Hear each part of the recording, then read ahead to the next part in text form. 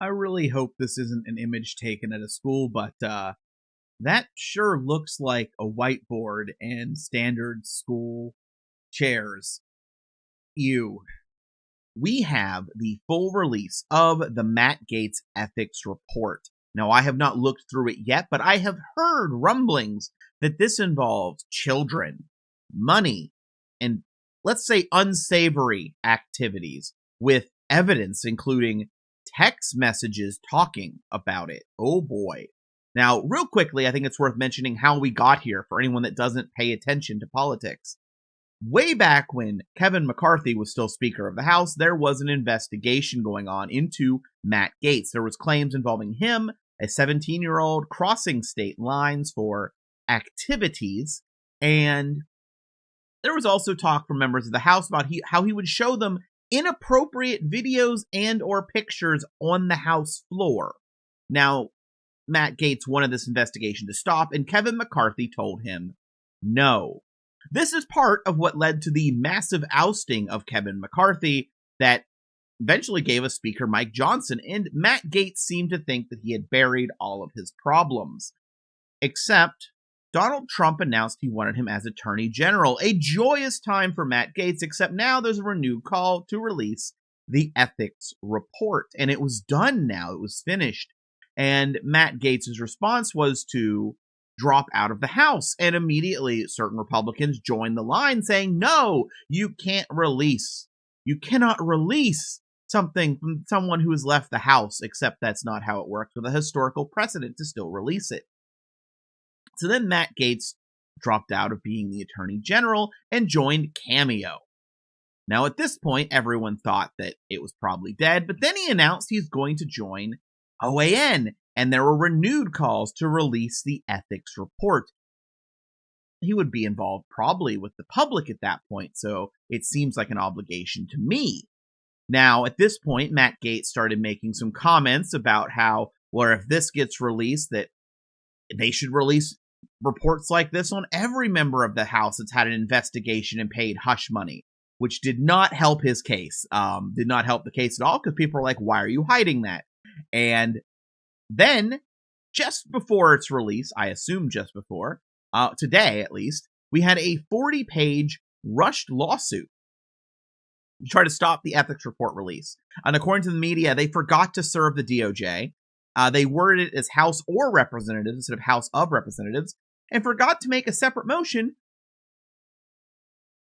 for the temporary restraining order. I'm sorry, I'm allergic to bullshit. It made me sneeze.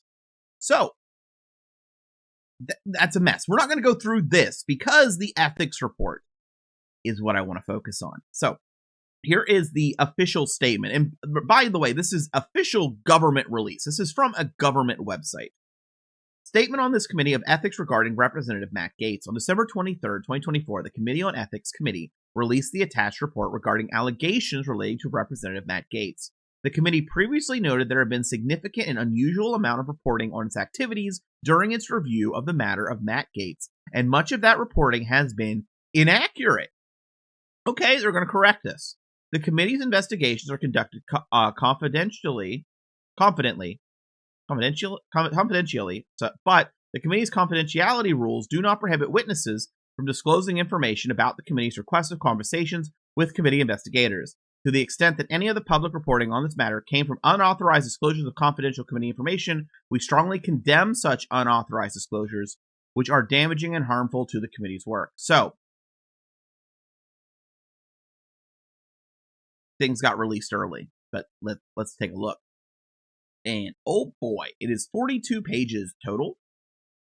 And we scroll down through, and we have the staff, and we have the this is the original letter, I think. Pursuant to clauses, the rules of the House, and I hereby we attached with the dissenting views in the matter of allegations relating to Representative Matt Gaetz. So there's some dissent. Okay, we have the table of contents. We're going to read through this. Introduction, procedural history, relevant laws, rules, and other applicable standards of conduct, federal laws, Florida state laws, House rules and other standards of conduct, factual background, allegations of sexual misconduct and drug use, allegations related to the House gift rule, allegations related to misuse of official resources, obstruction of the committee's investigation. Finding: the committee found Representative Gaetz violated state laws related to sexual misconduct. Committee found Representative Gaetz used illegal drugs. Committee found that Representative Gaetz violated the House gift rule. Committee found Representative Gaetz dispensed special privileges and favors to individuals with whom he had a personal relationship. Committee found Representative Gaetz sought to obstruct its investigation. Conclusion: statement under House rule, views of Chairman Guest on behalf of the dissenting committee members at the end. So the dissent will be at the end. And we have Appendix A, which is Representative Gaetz corresponds with the committee, and exhibits to the committee report. Exhibit A is 182 pages long. I'm not going to read all of that. I'm not going to make you sit through all of that, because what it essentially boils down to, it is the House saying, we need information, and it is Matt Gaetz saying, I'm innocent, and trying to delay, trying to deflect, trying to push away. So instead of reading all of that, I thought I would give you a condensed down version of over 100 pages of discussion given by the House itself. This is what they had to say about all this correspondence. The Committee on Ethics has previously invited you to provide information relevant to this matter in writing under oath or affirmation. To date, you have provided minimal substantive information relating to the allegations against you. You state that you have prioritized the evidence you believe most clearly and directly proves your innocence. We welcome any additional context about the relevance of your productions to date, including why some weeks of your calendar beginning in 2020 are among the most clear evidence of your innocence, since the majority of the alleged misconduct occurred prior to 2020. In your most recent letter, you also said that your review of your correspondence does not reflect a failure to answer written questions, and noted the importance of giving notice of open issues. Below is a list of committee requests which you have not complied. On April 9, 2021, the committee requested that you provide a response to the allegations in writing under oath or affirmation. The committee did not receive a response. On May 23, 2023, the committee informed you it had reauthorized its investigation for the 118th Congress and made several specific requests, as well as a request for any other information that you believe may be relevant to the matter, and asked you to describe efforts you made to identify responsive documents. The committee reiterated its request in multiple subsequent letters. You provided an incomplete response to the specific requests, including documents related to your Bahamas travel, as well as the general request for relevant information. On May 20th, 2024, the committee requested dates and times of availability for a voluntary interview. At that time, the committee also invited you to provide any information you wish the committee to review regarding the allegations. You did not provide dates of availability for an interview. You declared each of the allegations as false without providing any substantive information, declared that you had been exonerated with respect to allegations of sexual misconduct, and provided no new non-public documents. On June 17, 2024, the requested records related to your assertion that you were exonerated by the Department of Justice. They're basically calling his bluff. If you were exonerated, prove it. And requested that you let us know if you believe that we should have additional evidence submitted by you. You did not provide any evidence of the exoneration. In that letter, the committee also requested that you provide any information produced to the department by you on your behalf. You have not provided a complete response to that request.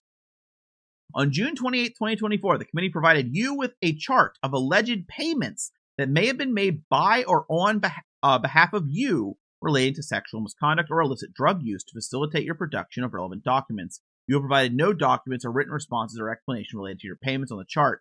July 11, 2024, the committee issued a subpoena for your testimony. You did not comply with the subpoena and have, to date, refused to make yourself available for the interview.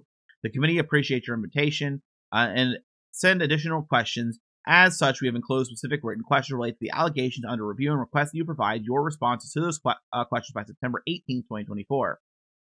The committee will make no public statement at this time, but reserves the right to make any necessary disclosure regarding this matter should you make any statements that are inconsistent with the text or spirit of our communications.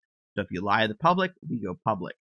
Now, also, I think it should be noted that some of the allegations included him showing nude photos of women to people on the House floor. And members of the House have publicly suggested that. And here we have this instructions on how we can answer, a declaration, and we have questions. So now we get to see some of the things they wonder about. From 2017 to present, have you illegally used any drugs or controlled substances? If yes, provide each drug or controlled substance used, the type of drug or controlled substance, an estimate of the month, year, most recent use, nature of the use, frequency, and number of times used. From 2017 to present, have you been involved in the illegal purchase, shipping, receiving, or handling of any drug or controlled substance? If yes, provide for each drug or controlled substance, use the type of drug, controlled substance, an estimate of the month, year, most recent involvement, nature of the frequency of activity. Additionally, inform the committee whether you provided any drug or controlled substance to any of the individuals listed in Appendix A of the committee's June 28, 2014 letter attached here too. From 2017 to present, did you engage in sexual activity with an individual that you now have reason to believe was under the age of 18 at the time of the sexual activity? On or around July 15, 2017, were you present in the Lake Mary, Orlando home of Christopher Dorworth? Have you ever engaged in sexual activity with blank? If yes, for each encounter, was the approximate date, month, year of the sexual activity? What age was blank at the time of the sexual activity? Did anyone else observe the sexual activity? Do you have reason to believe blank used drugs or alcohol at or around the time of the sexual activity? Did you provide blank with any money within a week of engaging in sexual activity with her? If so, how did you provide the money? Cash, check, payment app? How much money did you provide, and what was the purpose of the money?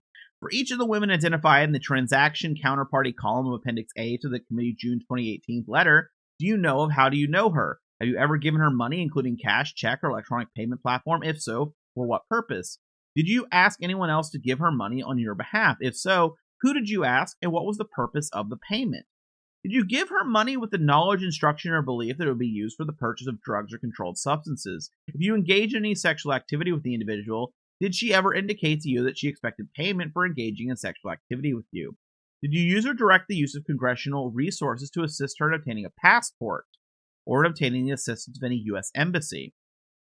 From 2017 to present, have you ever solicited or received sexual activity for hire? From 2017 to present, have you ever used an account belonging to an individual other than you or an account associated with an alias to make electronic payments to any individual identified in Appendix A? If so, identify the following: name of the account, the purpose of the payment, including but not limited to any payments for the purchase of drugs or drug paraphernalia, why the account was used. From 2017 to present, identify each instance you have flown on a non-commercial aircraft since becoming a member of Congress, including the approximate dates of travel, ownership of the aircraft, and purpose of travel. This request does not include any travel on a non-commercial aircraft that is paid by a relative or government. This request also does not include travel offered by a political organization in connection with a campaign event sponsored by that political organization. For any private plane travel identified in Request Question 9, how were your flight costs paid for? How were your lodging costs paid for during September 18th trip to the Bahamas? Did you advise, instruct, or discuss with any individuals what to say or not to say to investigators in connection with any investigations under conduct by the Department of Justice, Committee on Ethics, or any government office or agency? If so, describe any such discussions, including in conversation with your counsel. As you are aware, exoneration is a separate and distinct concept from a declination to prosecute criminal charges, which can occur for reasons unrelated to innocence or culpability of an individual. Please describe the basis for your assertion that the DOJ exonerated you with respect to each allegation that they declined to prosecute. Please identify any DOJ officials with whom you've discussed such a determination or findings and any documents memorializing or otherwise describing such findings. Have you provided any evidence to any party witness related to Christopher Dorworth's racketeering lawsuit against Joel Greenberg and others that have you not provided to the committee? This request includes but is not limited to any exculpatory records that are material to the allegation of sexual misconduct, illicit drug use, acceptance of improper gifts, or any other allegations that form the basis of this investigation. This request also includes impeachment evidence related to blank and or Joel Greenberg. From 2017 to present, have you ever used the name blank as an alias or used the email account blank? If so, for what purpose? From 2017 to present, have you downloaded, visited, or used any sugar dating application or website such as Seeking Arrangement? If so, for what purpose? And here we have the appendixes.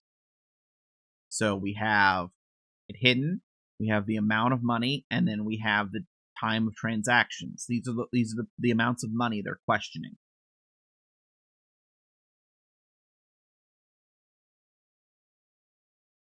Attached Exhibit A, correspondence between the Director of Operations and our IT provider to the House. These technical difficulties were created a slight delay in responding to your voluptuous document requests. I am working diligently to continue voluntarily producing documents requested in my possession, custody, and control. You have set a September 18, 2024 deadline for response to many written interrogatories. I will apply efforts to have additional documents and requests your September 4th, 2024 correspondence by September 18th, 2024. And this is, yeah, this is just him communicating about exporting information. And they send information, and whoa, I saw a word here. So here he is. This is his response, right?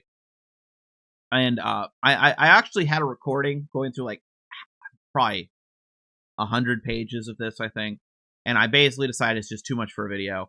But his responses, in a lot of ways, remind me of the narcissism of Sarah Boone. I'm probably because I just read her stuff and involved with her stuff again. Your investigation to me has devolved into a political payback exercise devoid of adequate due process, riddled with leaks, and now seeking deeply personal information that is no business of Congress. It seems the fix is in. The committee has refused to establish an investigative subcommittee as it is customary, perhaps because doing so would have time limited this investigation long ago and dilute the influence of those on the full committee who are seeking revenge. The committee has, of course, during its work, released public statements to cast me in a negative light. This was understandably observed as unusual. Most shocking, the committee's own membership has participated in funding a recent political campaign against me, which utilized the very smears that the committee now seeks to revive, phony validate in this investigation. I am being investigated and judged by my political opponents. This is Soviet. If it's Soviet, shouldn't he love it being MAGA? I'm sorry. This investigation exists to do what the voters of my district won't: remove me from office. The committee's own membership tried to remove me from office via election. That fails. This is the next iteration of the smear. Your correspondence on September 4th asks whether I have engaged in sexual activity with any individual under 18. The answer to this question is unequivocally no. You can apply this response to every version of this question in this forum. I mean, I'm going to be honest. I haven't looked ahead. I haven't, but I've seen people talk about this, and unless they were wrong, that answer is not really no. But we're going to find out. You ask whether I have illegally taken drugs. I have not used drugs which are illegal, absent some law allowing use in a jurisdiction of the United States. I have not used illicit drugs which are considered to be drugs unlawful for medical or over-the-counter use everywhere in the U.S.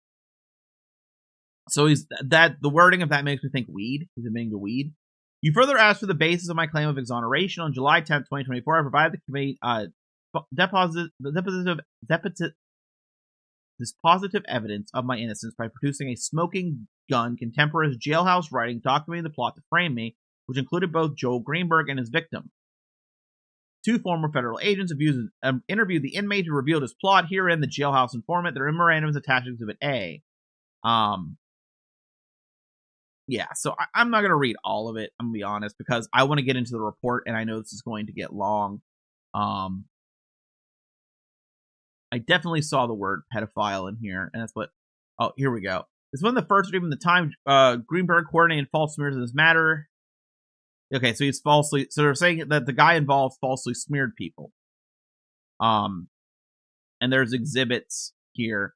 I really want to get to the actual report. I just want to give you an idea of what Exhibit A was, the correspondence back and forth. If there's something else that's referenced really bad, I'll definitely go back and take a look. But this is just the back and forth. It's basically the House saying, we need answers, and Matt Gaetz saying, you can't handle the truth. So we'll continue on. And now we have Appendix B mentioned. Now, I could wait until it's brought into it, but I think Appendix B is going to be interesting. I have a hunch. So let's scroll down through. We have Exhibit 1, which is going to be a check of some sort. It's redacted stuff. We have Exhibit 2. Oh boy. Like, really? Okay, be here before 5, because that's when we leave. It'll be okay, blank. I promise I'll make him be nice to you. Damn, he's being complicated. Talk to him tomorrow. It'll be easier in person. I love you. And then we have... Then I sent you some, then I sent some to others, then I sent you more. So I'm not to be taken care of for last week. I gave you $250 today. I figured blank would pay for your Uber. Last week you gave me a drive-by. Okay, Marissa, I think is the name they used there. Is Marissa supposed to be Gaetz? I guess we'll find out. Get some sleep, Kay. It'll be okay, I promise. Like, I gave him a drive-by. I stayed longer. I'm really just over it. It's not fair for me to be unappreciated when I try. Yeah, I totally understand. Okay, I'm going to head to sleep. If you want to, I'll talk to him with you tomorrow. I don't care anymore. Sweet sleep. You too, boo. Plan the Turks and Caicos trip with him in March, I think. Yay, Matt never paid me. How much did he pay you? WTF, he gave me $400. So Matt Gaetz also doesn't like to pay women. Hopefully he remembers I don't want to have to ask. Don't ask, just say it to him on Friday. Okay. Like when you're giving him a BJ, ask, ah ha ha ha ha, before you have sex with him for sure. Okay, that's why I am broke, because I was. They're having a party at Chris Dorworth's. Yeah, I need like 800 for the first, haha. Blank invited me. Who? I don't know him. Normal group. Oh, okay. He's friends with Matt and all of them, but I know, I hate the money situation and drugs. I don't want to roll. I'll talk to Blank about it. LOL. Oh boy.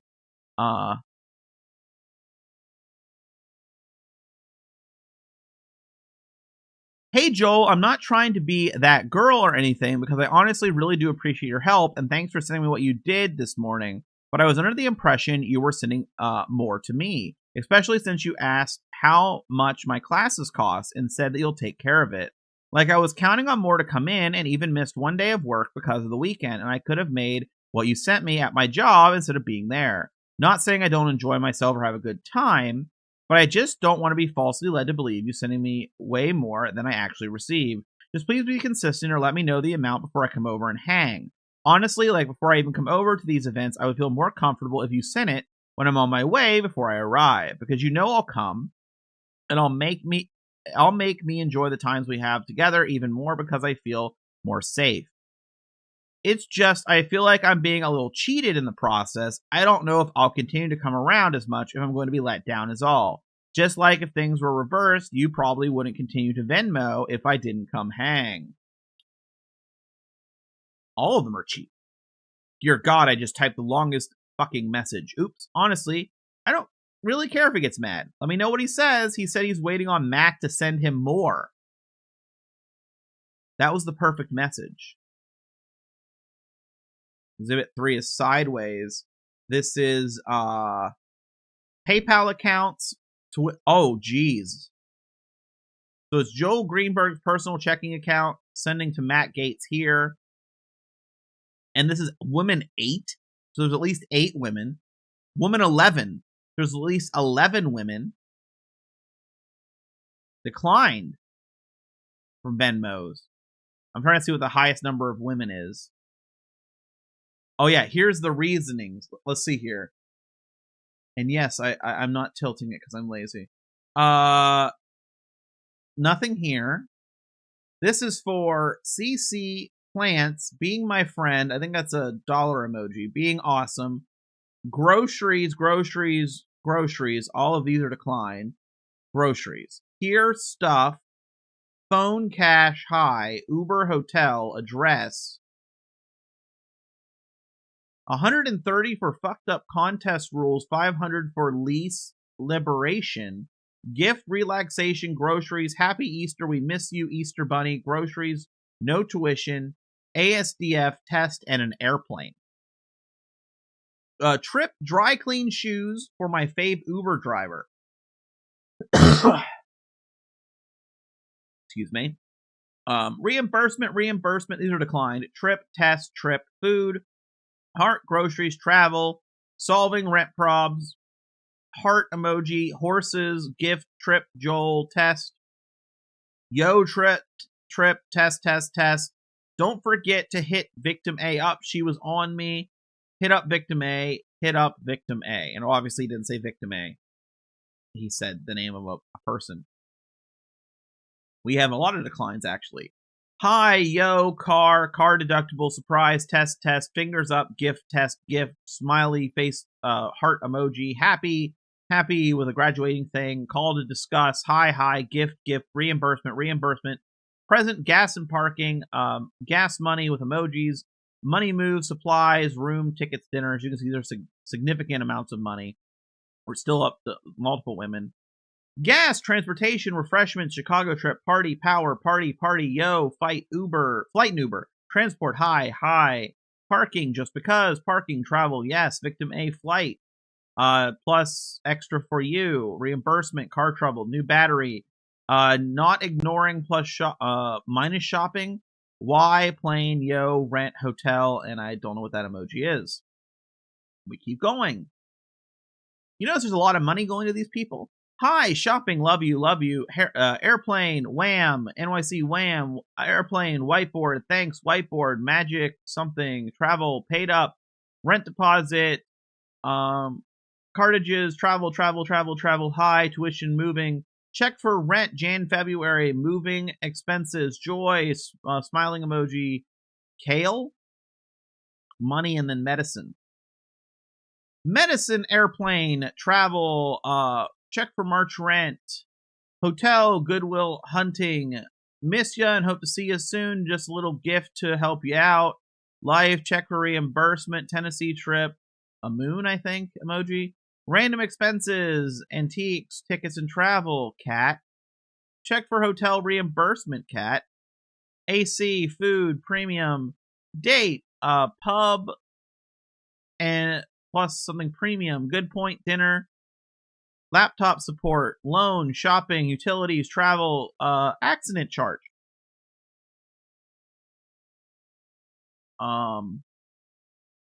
Premium charge plus half rent, washer, get well soon. Jeez, there's so many of these. Utilities, travel, car repairs, doctor visit, furniture, groceries, doctor visit, travel, dinner, groceries, nester.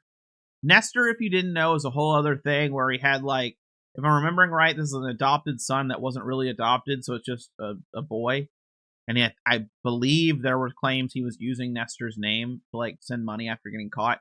Groceries, rent, Publix, more, utilities, dinner, gas, pool table sale, rent, check for Nashville hotel, dinner, groceries, app, date first, investment, car.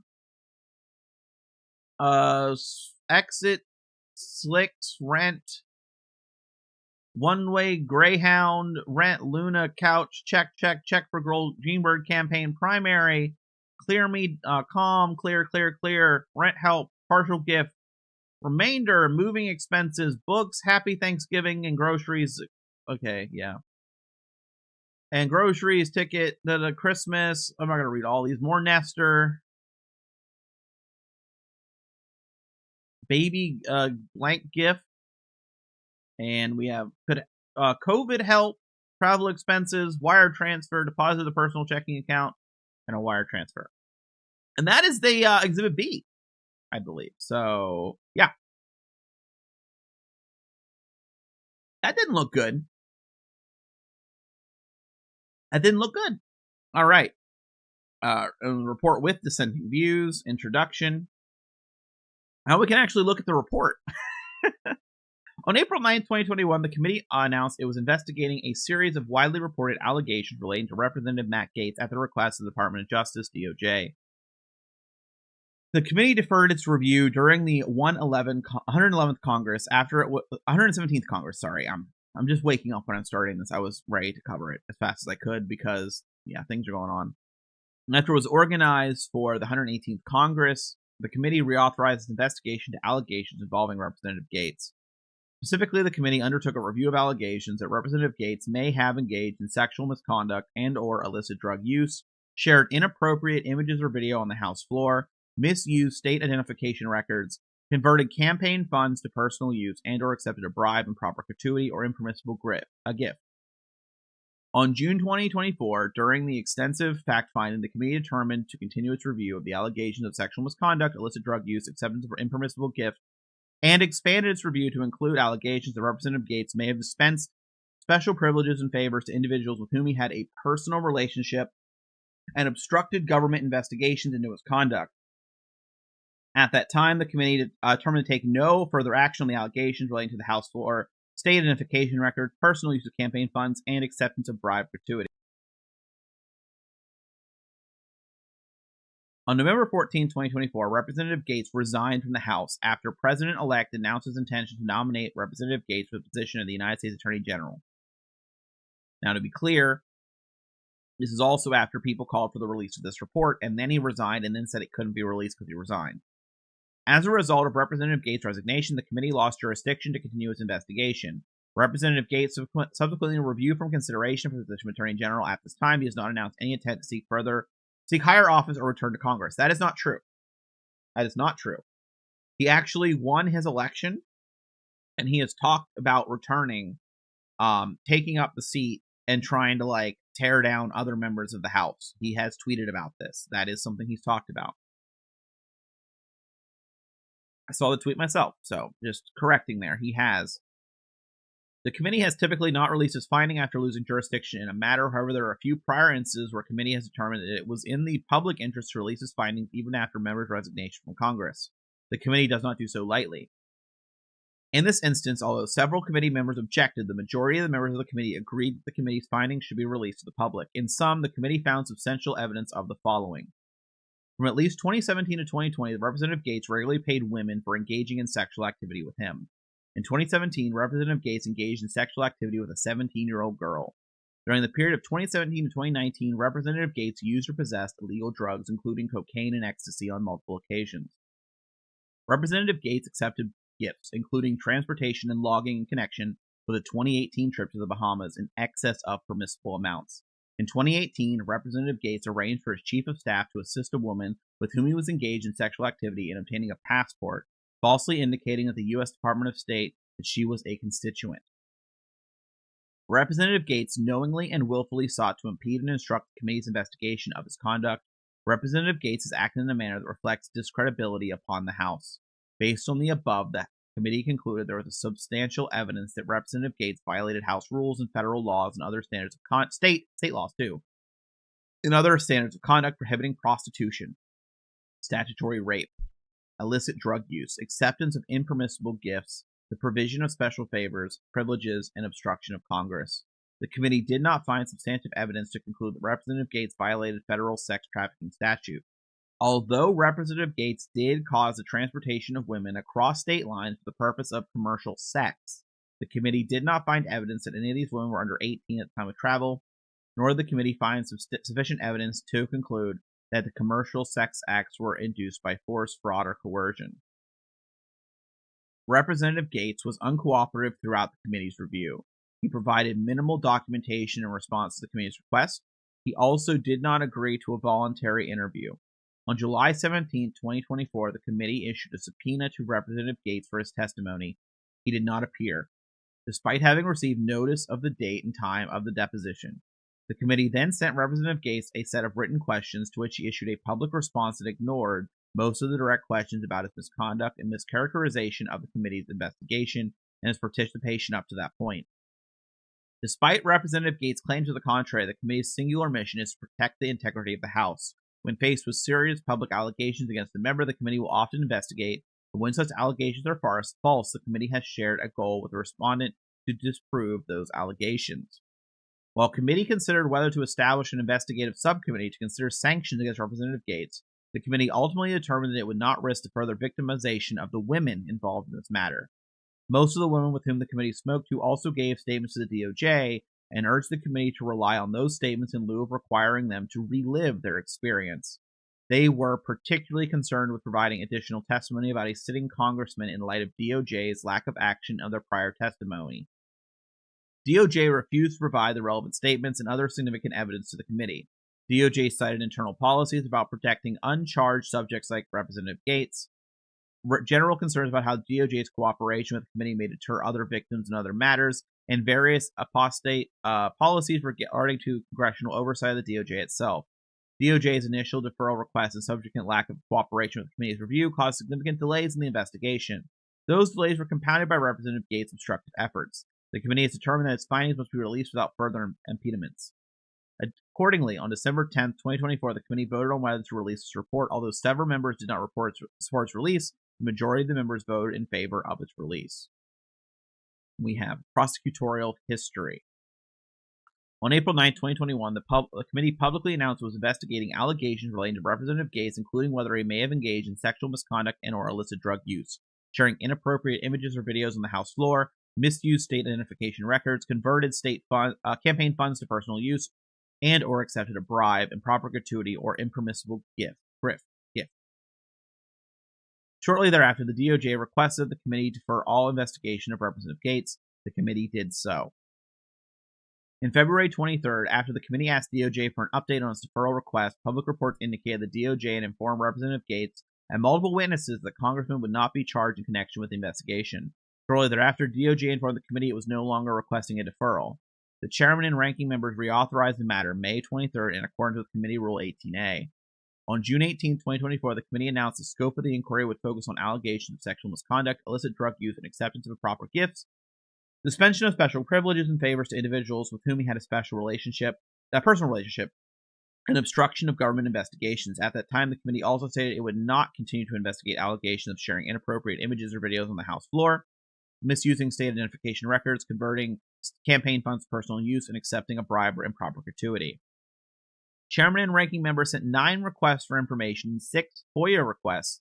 The committee authorized 29 subpoenas for documents and testimony, reviewed nearly 14,000 documents, contacted more than 24 witnesses. The committee also received sworn responses from an associate of Representative Gaetz, Joe Greenberg, as discussed below. However, the committee determined that due to credibility issues, it would not rely exclusively on the information provided by Mr. Greenberg in making any finding. Shortly after the DOJ withdrew its referral request, the committee reauthorized its review. The committee sent DOJ a request for the information. After 3 months without a response, despite repeated follow-ups, the committee submitted FOIA requests to several DOJ offices, which to date have not been adequately processed. The committee continued to reach out to the DOJ to 2013, having still not received substantial response in its request for information. On July 12, 2024, the committee received its first response from the DOJ on the matter.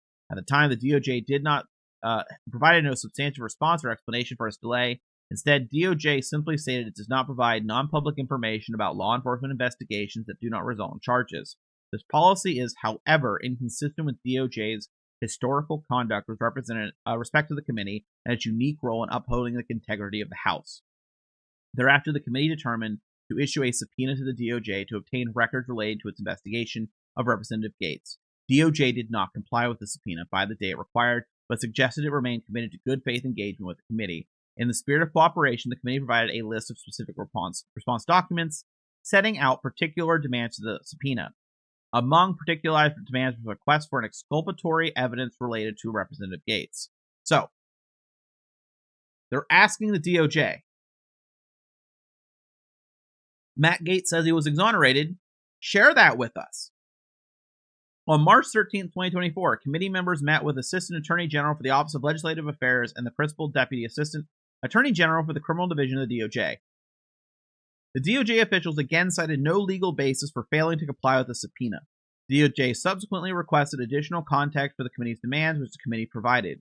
After further attempts at meaningful accommodation of the DOJ's concerns after the breadth of the committee's request, the DOJ ultimately provided publicly reported information about the testimony of a deceased individual. To date, DOJ has provided no meaningful evidence or information to the committee or cited any lawful basis for its responses. So the DOJ, they're in some words saying the DOJ helped to cover up, right? The committee hopes to continue to engage with DOJ on the broader issues raised by its failure to recognize the committee's unique mandate. As the committee has told the DOJ, committee and DOJ should be partners in their shared mission of upholding the integrity of our government institutions. The committee initially made a narrowly tailored request for information to Representative Gaetz, seeking information alleged to the allegations that would not be within the DOJ's jurisdiction, the alleged acceptance of a proper bribe, sharing of nude images and videos on the House floor. The request also invited Representative Gaetz to provide additional information relevant to any of their allegations under review. Representative Gaetz sought numerous extensions and complained about the burden of the request. Representative Gaetz ultimately provided only 3 pages of information in response to the committee's initial request. On May 20th, 2024, the committee requested Representative Gaetz inform the committee about whether he would agree to participate in a voluntary interview, provided him a list of allegations so that he could make any response, provide any information regarding the allegations. On May 24, 2024, Representative Gaetz provided brief written details of the allegations and demanded the committee address leaks prior to me providing any oral testimony to the committee. On June 28, 2024, the committee requested that Representative Gaetz provide the committee with all records previously produced to the DOJ, as well as dates of availability for an interview by July 8th. At that time, the committee made an explicit request for any exonerating information. The committee also informed Representative Gaetz that it could not permit further delays. Representative Gaetz did not produce the requested documents or dates of availability. On July 10th, he asked for an extension through August recess to produce documents he deemed appropriate. Representative Gaetz did not provide these documents, despite multiple extensions provided by the committee. The committee noted to Representative Gaetz that an interview would be an opportunity to respond to the allegations against you and relevant questions arising out of review. However, you declined to voluntarily participate, again making demands of the committee instead. This is something that I am actually now more glad that I didn't read through. This is just, they're rereading the part that I decided to cut out of Appendix A. Which again, if you want to read it all, if you want to read like all 400 pages, it's all available on the ethics website. I just don't think it's a great viewing experience, and you still understand what's going on. The main thing is that Matt Gaetz really just kept obstructing. He called them sad, inappropriate. He basically just kept saying this isn't okay. Like he didn't want to be investigated. He made statements that sounded like threats if they kept investigating, because Greenberg, he ended up in prison, right? And that anyway. On July 11th, the committee issued a subpoena for Representative Gaetz' testimony. The subpoena was served electronically to Representative Gaetz and his chief of staff, who had communicated with the committee on behalf of the congressman through the investigation. Representative Gaetz did not appear to testify pursuant to the committee's subpoena. Representative Gaetz did not provide a legal basis for his failure to appear, but informed the committee that upon information and belief, the House will not take action to enforce the subpoena.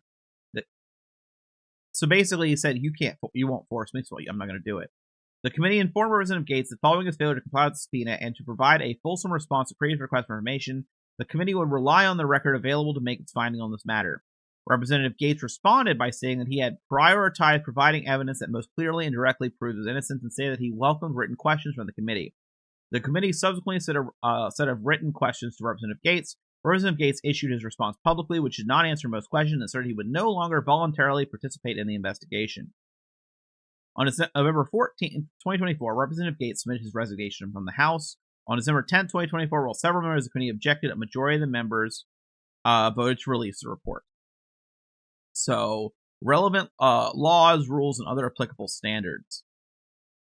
So, I'm not going to read, I might read all of this. We're going to read through some of it.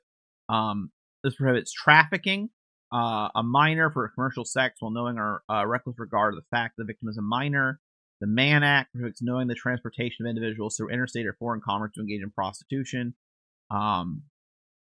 We also have Florida state laws, statutory rape. It is a felony for a person aged 24 years of age or older to engage in sexual activity with a 16 or 17-year-old. A person charged with offense may not claim ignorance or misrepresentation as the minor's age as a defense. It is also a criminal offense under Florida law to solicit, induce, entice, or procure another to commit prostitution. And we also have unauthorized possession of controlled substances, also a criminal offense. Those are the Florida rules. We have the House rules. Pursuant to that, members of Congress are subject to broad limitations on solicitation and acceptance of gifts. The gift rule may not knowingly accept any gifts except those provided in the rule. So there's gift issues. This is all House rule gift stuff. And here we have payment of non-commercial aircraft by House members may use personal funds for use of an aircraft supplied by an individual on the basis of personal friendship. Members may only accept a flight on a non-commercial aircraft without reimbursement under limited circumstances under the gift rule. Yeah, and then we have the allegations of sexual misconduct and drug use. So, buckle up. On March 30th, 2021, the New York Times reported that Representative Gaetz was under investigation by the DOJ for possible violation of sex trafficking laws. The investigation reportedly related to allegations that Representative Gaetz had a sexual relationship with a 17-year-old and paid for her to travel with him. On August 1st, 2021, additional reporting indicated that the federal investigation into the allegations involving cash payments and use of illegal substances, the recruitment of women online for sex, and the use of campaign funds to pay for travel for women. DOJ investigation was part of an ongoing inquiry involving a former county tax collector in Florida named Gene Joel Greenberg, who was sentenced to 11 years in prison in 2011. Representative Gaetz' arrangement with Joel Greenberg. The committee's record shows that shortly after he was sworn into Congress in 2017, Representative Gaetz became friends with Mr. Greenberg, who had recently taken office as a Seminole County tax collector. According to Mr. Greenberg, the two met at the house of Christopher Dorworth, a Florida lobbyist. Mr. Greenberg and Representative Gaetz frequently attended parties and other gatherings with young women in attendance. Many of those women were initially contacted by Mr. Greenberg via the website seekingarrangement.com, now seeking.com. And Mr. Greenberg, hold on a second.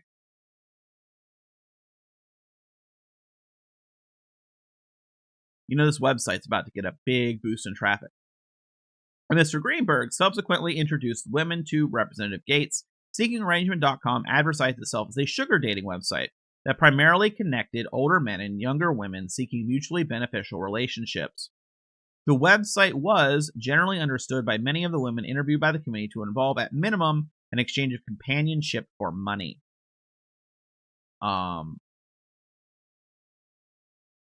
Here we have an interview of woman 5. It was like a sugar daddy website. Yeah. Let's find it here where we're at. There have been prosecutions against individuals for sex trafficking that originated with contacts made through seekingarrangement.com or similar websites, and some have called for the website to be shut down due to its facilitation of prostitution. Platforms such as seekingarrangement.com are known to make it easier for traffickers to exploit women and connect with buyers. The committee did not receive any evidence that Matt Gaetz had his own account on seekingarrangement.com. Mr. Greenberg indicated he frequently showed the site to Representative Gaetz, and they provided his login credentials to Representative Gaetz. According to Mr. Greenberg, he and Representative Gaetz would split the costs of drugs, hotels, and girls. For example, the committee reviewed evidence of such activities occurred on July 2017. Specifically, evidence showed that Representative Gaetz, Mr. Greenberg, and others gathered at a rental property located on the Brickwell neighborhood of Miami, Florida for a weekend beginning on July 7, 2017. Representative Gaetz and Mr. Greenberg also spent time in Fort Lauderdale during the Miami stay, during which time Representative Gaetz withdrew at least $1,200 in cash from 3 separate accounts and a single ATM. On June 22, 2017, Representative Gaetz paid $6,308 for that rental booking. On July 9, 2017, Mr. Greenberg paid Representative Gaetz $1,600 by check. Mr. Greenberg stated the check was reimbursement for a share of the rental. So this is going back to all of those, I'm really glad I covered it, all of those like transactions of money. That's what they're talking about here. It's all in there if you want to go back and take a look. Mr. Greenberg also noted that they met up with another individual for dinner that weekend, and he shared a photo of Representative Gaetz himself and another individual on social media on July 8, 2017. The committee received evidence confirming that Representative Gaetz at times personally made payments to women who attended parties with him, and Mr. Greenberg using various peer-to-peer electronic payment services as well as checks and cash. The committee's record also indicates that Mr. Greenberg sometimes paid women for having sex with Representative Gaetz and was sometimes reimbursed by Representative Gaetz.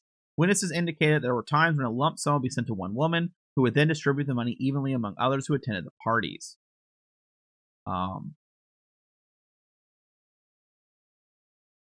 Let's see here. 42. For example, the committee reviewed contemporaneous text messages showing one woman with whom both Gaetz and Miss Gaetz engaged in sexual activity contacted by Mr. Greenberg to complain about not receiving expected money from him. So this is back to saying, remember when I showed you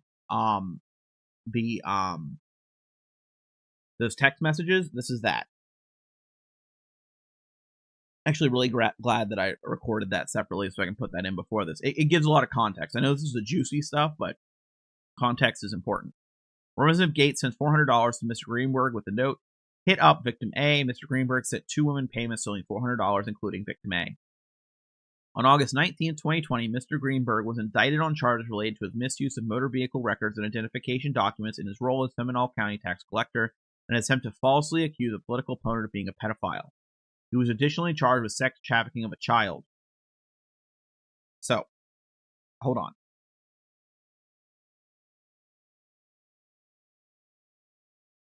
You're telling me the guy, the Republican, calling other people pedophiles, was actually having sex with children and hanging out with Matt Gaetz. Can't say I'm shocked. Wire fraud, bribery of a public official, theft of government property, and related charges. He pleaded guilty to 6 charges, including sex trafficking of victim A, in May 2021, but his sentencing was delayed until December 2022 due to the ongoing cooperation in several other matters. As part of his cooperation, he provided information that was ultimately corroborated and ended in successful prosecutions. So as much as Matt Gaetz has tried to say that this guy isn't reliable, when he started working, it was used in prosecution. So it must have, I mean, obviously he lied about his political opponent to save his own skin. He told the truth. Representative Gaetz' interactions with women he met through Mr. Greenberg, transactional nature of the interactions.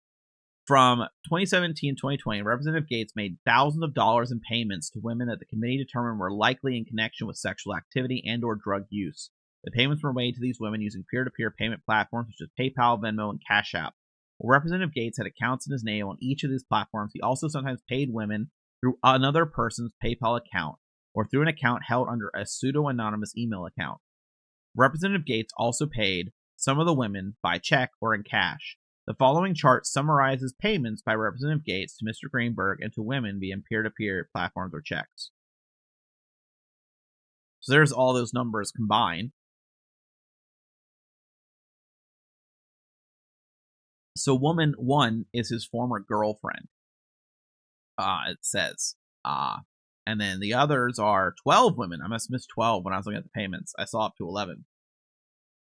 The committee's record indicates, I'm going to leave that here while I read this next part because this is, you might want to refer back. The committee's record indicates Representative Gaetz was in a long-term relationship with woman 1. Therefore, some of the payments may have been of a legitimate nature. However, as discussed further below, women 1 asserted her Fifth Amendment right when asked whether the payments to her from Representative Gaetz were for sexual activity, drugs, or for her to pass on to others for such purposes. Yeah, so she got a lot of money. It's like, oh, were you using that money to pay for sex or to pass on to people or for other illegal activities? She didn't say no. She pled the fifth. Based on that assertion, combined with evidence received from other sources, the committee found substantial reason to believe that most of these payments were for such activity. The committee was not able to speak with every woman who received payments from Representative Gaetz that was suspected of being part of illicit activity. Several women initially were responsive to the committee's outreach, but later told the committee they would not voluntarily participate.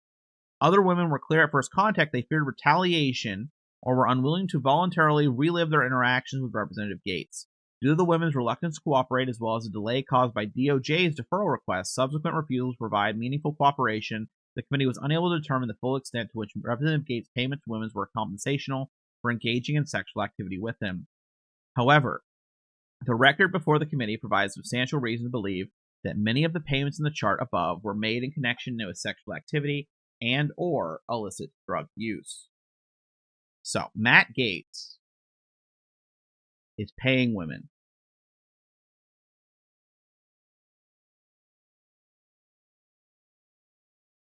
A lot of money. A lot of money. A lot of money. Sorry, someone I know just actually messaged me to tell me, hey, they're reviewing this too. It's wild. The committee was not also able to quantify the amount of cash payments Representative Gaetz made to women, the amount of payments to other individuals, such as Mr. Greenberg, made on behalf of Representative Gaetz. This is a big deal. This is huge. This whole thing. Representative Gaetz refused to answer questions about his relationship with the women involved. There was, however, evidence that he understood and shared many of the women's transactional views of their arrangement. One text message viewed by the committee, Representative Gaetz balked at a woman's request that he send money after he accused her of ditching him on the night when she was feeling tired, claiming she only gave him a drive-by. The woman asserted to Representative Gaetz that she was being treated differently than other women he was paying for sex. The committee also obtained text messages in which Representative Gaetz' then girlfriend informed some of the women who were typically paid for sex that the guys, Representative Gaetz, Mr. Greenberg, wanted me to share that they are a little limited in cash flow this weekend. Mike was like, if that can be more of a customer appreciation week.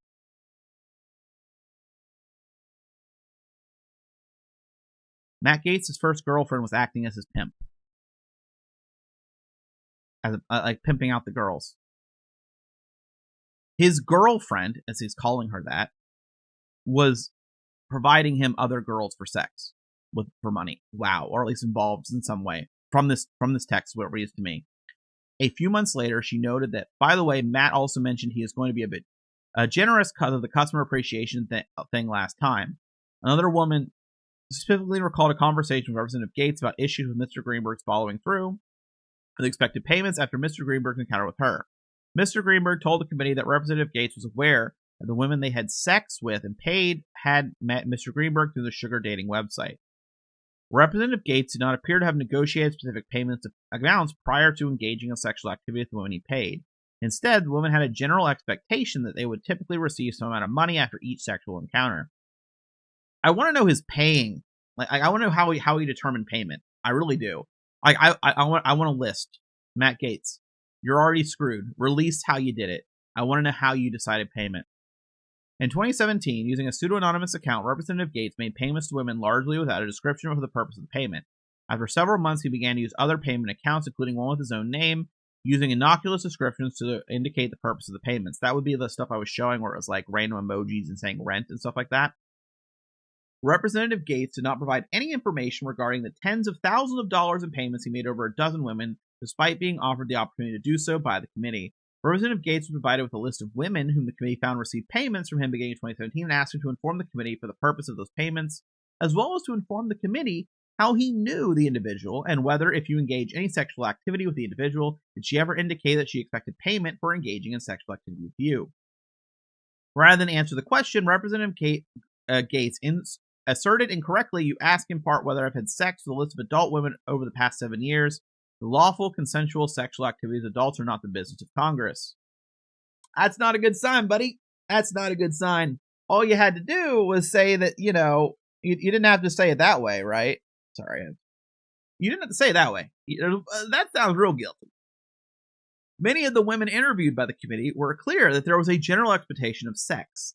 One woman who was paid more than $5,000 by Representative Gaetz between 2018 and 2019 told the committee that 99% of the time Representative Gaetz and I were hanging out, there was sex involved. Text messages obtained by the committee show that Representative Gaetz would also ask women to bring drugs to their rendezvous, in some instances requesting marijuana cartridges and paying the women directly, but in other cases requesting a full complement of party favors, vitamins, or rolls. Representative Gaetz sent one woman several $100s for marijuana cartridges. One woman stated that this is another thing I hate about the fact that it's not legal federally, like to everyone, because they're all using it, even in places it's not legal. One woman stated that with respect to a 2018 Bahamas trip, myself and Representative Gaetz' then girlfriend brought drugs with us. And I do know that Matt supplied his then girlfriend with money. Another woman said that she brought cocaine to at least one event with Representative Gaetz, and she witnessed him taking cocaine or ecstasy on at least 5 occasions. Mr. Greenberg told the committee that he would typically provide drugs such as ecstasy for events he attended. Representative Gaetz would pay him back in cash. Several other women observed Representative Gaetz be under influence of drugs. Additionally, nearly every witness interviews observed Representative Gaetz using marijuana. Now, what's really funny is Matt Gaetz had a weird, not funny, it's kind of not great. He had a very common trend of photos of him with high school girls and videos, and he liked to do that. You're going to find plenty of it online if you look, and that is weird now. Very bad. Very bad. Very, very bad.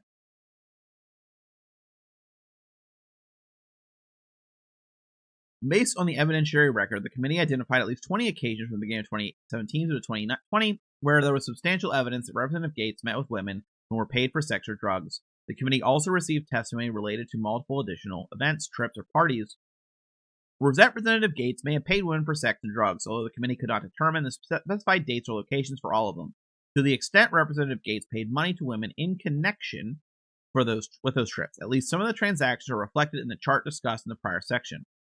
One of the women that Mr. Greenberg met on seekingarrangement.com introduced Representative Gaetz in or around March 17th, became Representative Gaetz' girlfriend when he was almost 35 and she was 21 years old.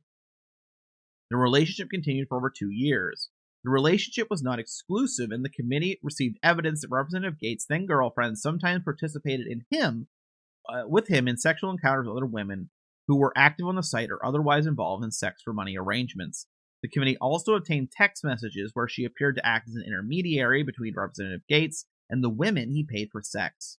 She herself was paid tens of thousands of dollars by Representative Gaetz over the course of a 2-year relationship. She stated, "Matt always paid for anything for me."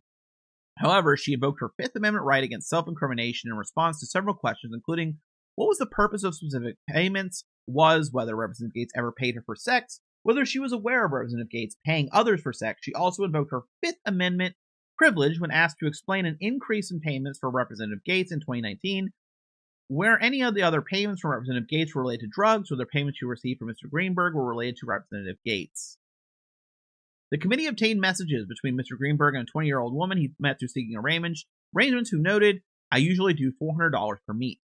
As shown in the following exchange, Mr. Greenberg and the woman made plans to each bring a friend to their meet. The committee found the language used by the women and the amount proposed was consistent with the typical pay-per-meet arrangements made by users of seekingarrangement.com at that time. Oh boy. Messages between Joel Greenberg and 20-year-old female. If you have a friend that is down, perhaps all four of us can meet up later. Do you party at all? Oh, that's perfect. I have a friend who introduced me to the website that I could bring. She's very pretty, great personality. I usually do $400 per meet. Does your friend use the website as well?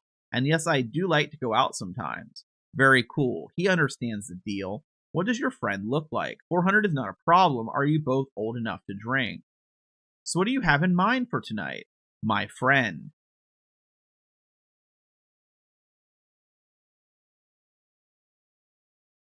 You're not telling me that Matt Gaetz is in a school in that photo. Oh my god. Oh, my friend thinks he's really cute. Well, he's down here only for the day. We work hard and play hard. Have you ever tried Molly? Evidence reviewed by the committee shows that on several occasions, Representative Gaetz met with the women who corresponded with Mr. Greenberg in these messages. He continues to follow her on social media and has paid her more than $2,000 since late 2018. The committee received evidence indicating that the 20-year-old woman in the above messages joined Mr. Greenberg and Representative Gaetz at a hotel in Florida less than 2 weeks after her initial encounter with Representative Gaetz. The committee's record indicates that Representative Gaetz also invited another woman who was regularly paid for sex to meet him at the hotel without disclosing to her that others would be present. The other woman, who was 21 years old, had recently asked the congressman for his help with her tuition. She recalled that Representative Gaetz told her to meet him at the hotel room where he would provide her with a check, which, according to the woman, was interesting because he normally sent Venmo payments. When she arrived to pick up the check, she found Mr. Greenberg and the 20-year-old woman present. The 21-year-old woman told the committee there was an expectation of a sexual encounter. The four of them had sex, and afterwards, Representative Gaetz gave her a $750 check made out to cash with tuition reimbursement in the memo line, which she deposited the next day to help pay her tuition. The 21-year-old woman told the committee she believed the encounter could potentially be a form of coercion because I really needed the money. Representative Gaetz' financial records confirm that he wrote the check and he was present at the hotel identified by the woman on the date identified by the woman. As another example, committee obtained text messages that appeared to show Representative Gaetz messaging a woman he knew through Mr. Greenberg, inviting her to travel on a private plane to Key West from May 19th to May 21st, 2017, with 2 guys, 4 girls, a very high-quality adventurous group.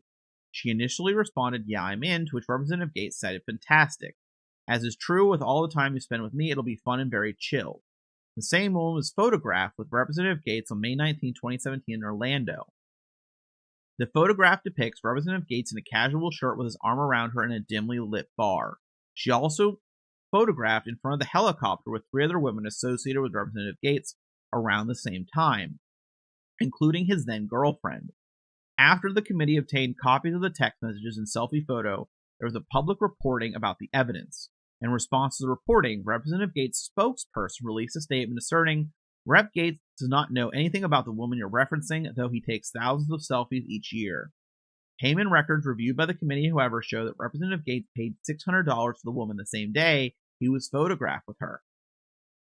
On February 2018, Mr. Greenberg introduced Representative Gaetz to 2 women with accounts on seekingarrangement.com. They were generally older than the other women that Mr. Gaetz had previously introduced to Greenberg had previously introduced to Representative Gaetz, and they were a slightly different relationship with the 2 men. They were the only women paid by Representative Gaetz who denied to the committee that the activities received from the congressman were compensation for engaging in sexual activity. One of the women, who was 25 years old when she met Representative Gaetz, testified she understood herself to be more sophisticated than some other women on seekingarrangement.com. In contrast to the woman who almost exclusively interacted with Representative Gaetz in hotels or at private parties, this woman attended events as Representative Gaetz' date, for which she was paid $500 to $1,000 per event. She also stated she did not feel pressure to have sex with Representative Gaetz and only did so on some occasions. She told the committee that in December 2019, Representative Gaetz had his congressional assistant arrange travel for her to Washington, D.C. for one night. According to the woman, she attended dinner with Representative Gaetz and a few other individuals. She stayed overnight at a hotel with Representative Gaetz and had sex with him. Representative Gaetz sent the woman $1,000 around this time. The woman told the committee she was paid to be his date and that sex was not necessarily an expectation. The older woman, who was 2017, oh boy, that's older. When she met Representative Gaetz, was the only woman interviewed by the committee who did not view the relationship as transactional in nature. The first time she met Representative Gaetz, however, she had sex with him and was paid $1,000 by Mr. Greenberg. I'm gonna be honest, it just sounds like they're better at lying about why they were paid, because they're older. Which she understood had been at Representative Gaetz' discretion. She told the committee she viewed a relationship with Representative Gaetz as more or less dating, although it was never anything serious. She also said she was not familiar with his then girlfriend. She was not aware he was having a sexual relationship with her friend, the 25-year-old woman. She freely commented on his social media, and he still follows her on social media. Most of the sex for money encounters that the committee reviewed occurred in Florida, particularly around Orlando. Several of the women involved were students based on that area. On several occasions, however, Representative Gaetz did travel with women that he paid for sex. On September 13, 2018, Representative Gaetz, 2 other men, 6 women traveled to the Bahamas. Representative Gaetz arrived by commercial plane later than the others, who arrived on private planes. The group stayed at a vacation rental booked and paid for by one of the male travelers. The attendees say this was a social trip. They sunbathed, chartered a boat, and went to dinner and to a casino as a group. Representative Gaetz engaged in sexual activity with at least 4 of the women on the trip. Several of the women recalled that Representative Gaetz appeared to be under the influence of drugs, and he took ecstasy during his trip. One woman said she witnessed Representative Gaetz taking ecstasy as well. Most, if not all, the women involved had some history of sexual interaction with Representative Gaetz, for which they had been paid. There was no specific payments to the women in connection with the Bahamas trip, according to one woman. The trip itself was more so the payment. The group returned to Orlando on September 16, 2018. Representative Gaetz flew in a private plane with another man and 3 women, while remaining individuals flew on another private plane. Representative Gaetz paid for 2 women to travel to New York City in January 2019 to meet with him and his then girlfriend. The committee reviewed the text messages, which Representative Gaetz asked the women about obtaining drugs in advance of the trip, stating who can help with party favors. In addition to paying for their travel, the committee received evidence that Representative Gaetz sent the women money to compensate them for sexual activities they engaged in with him during the trip. While all the women the committee interviewed said their sexual activity with Representative Gaetz was consensual, at least one woman felt that the use of drugs at the parties and events may have attended may have impaired her ability to really know what was going on or fully consent. Indeed, nearly every woman that the committee interviewed would not remember the details of at least one or more events they attended with Representative Gaetz and attributed that to drug or alcohol consumption. The women also discussed instances where Representative Gaetz would try to convince him to have sex with him or Mr. Greenberg. It would make them feel bad about not having sex with him or Joel Greenberg, and he would say, "Why don't you want to have sex with me?" or "Mr. Greenberg looks sad over there. Make him happy." Another woman said their relationship at some point was a loving friendship, but over time felt more like a task. Third woman said, "When I look back on certain moments, I feel violated." One woman said, "I think about it all the time. I still see him. When I turn on the TV, there's nothing anyone can do. It's frustrating to know you lived a reality he denies."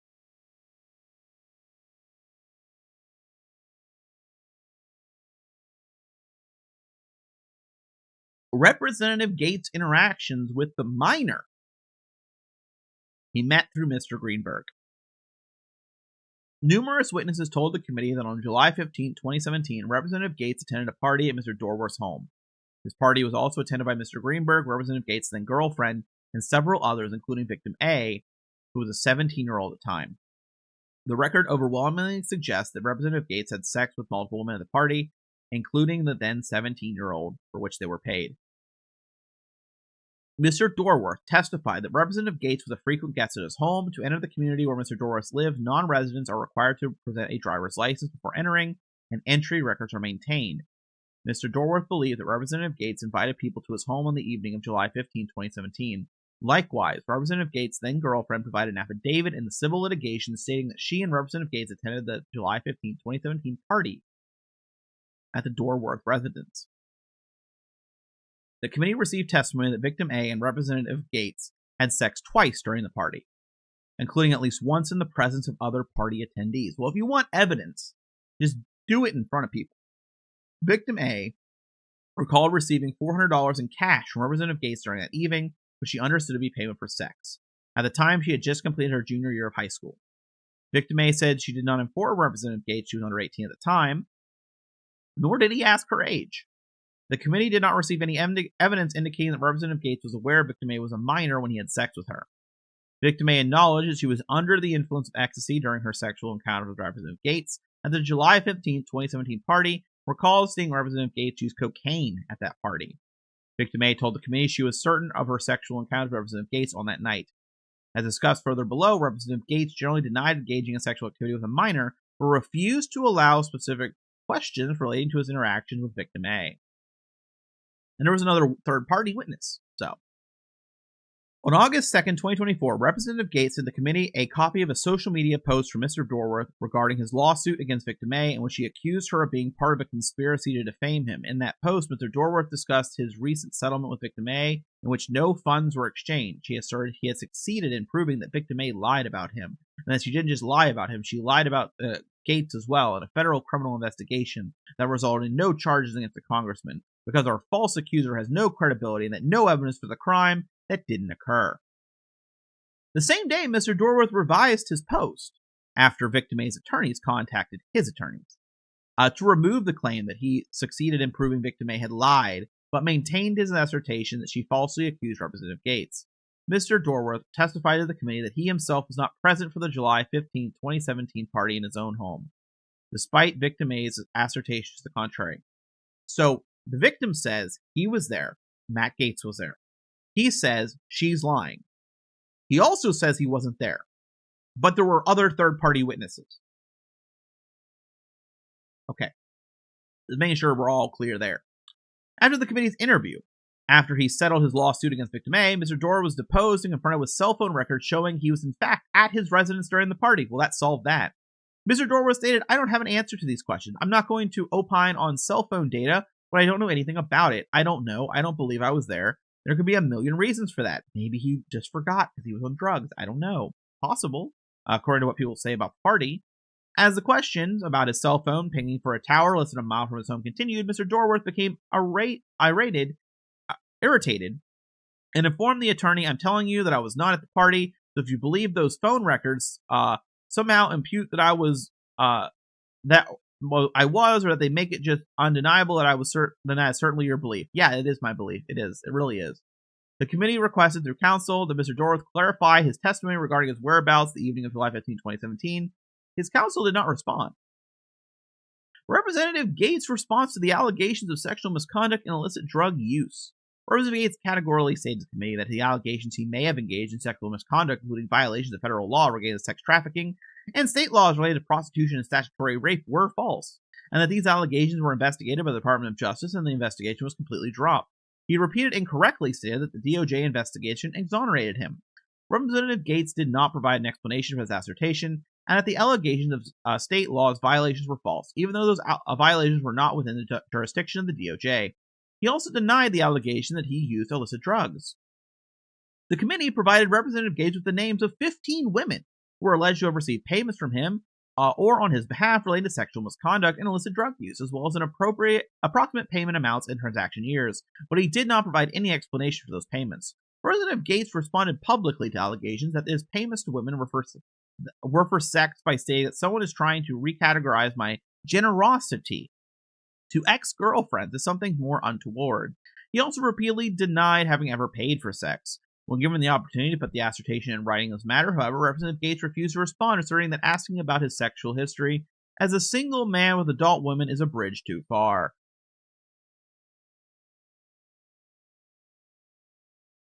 He had a girlfriend that also was doing the same thing, so he wasn't a single man, right?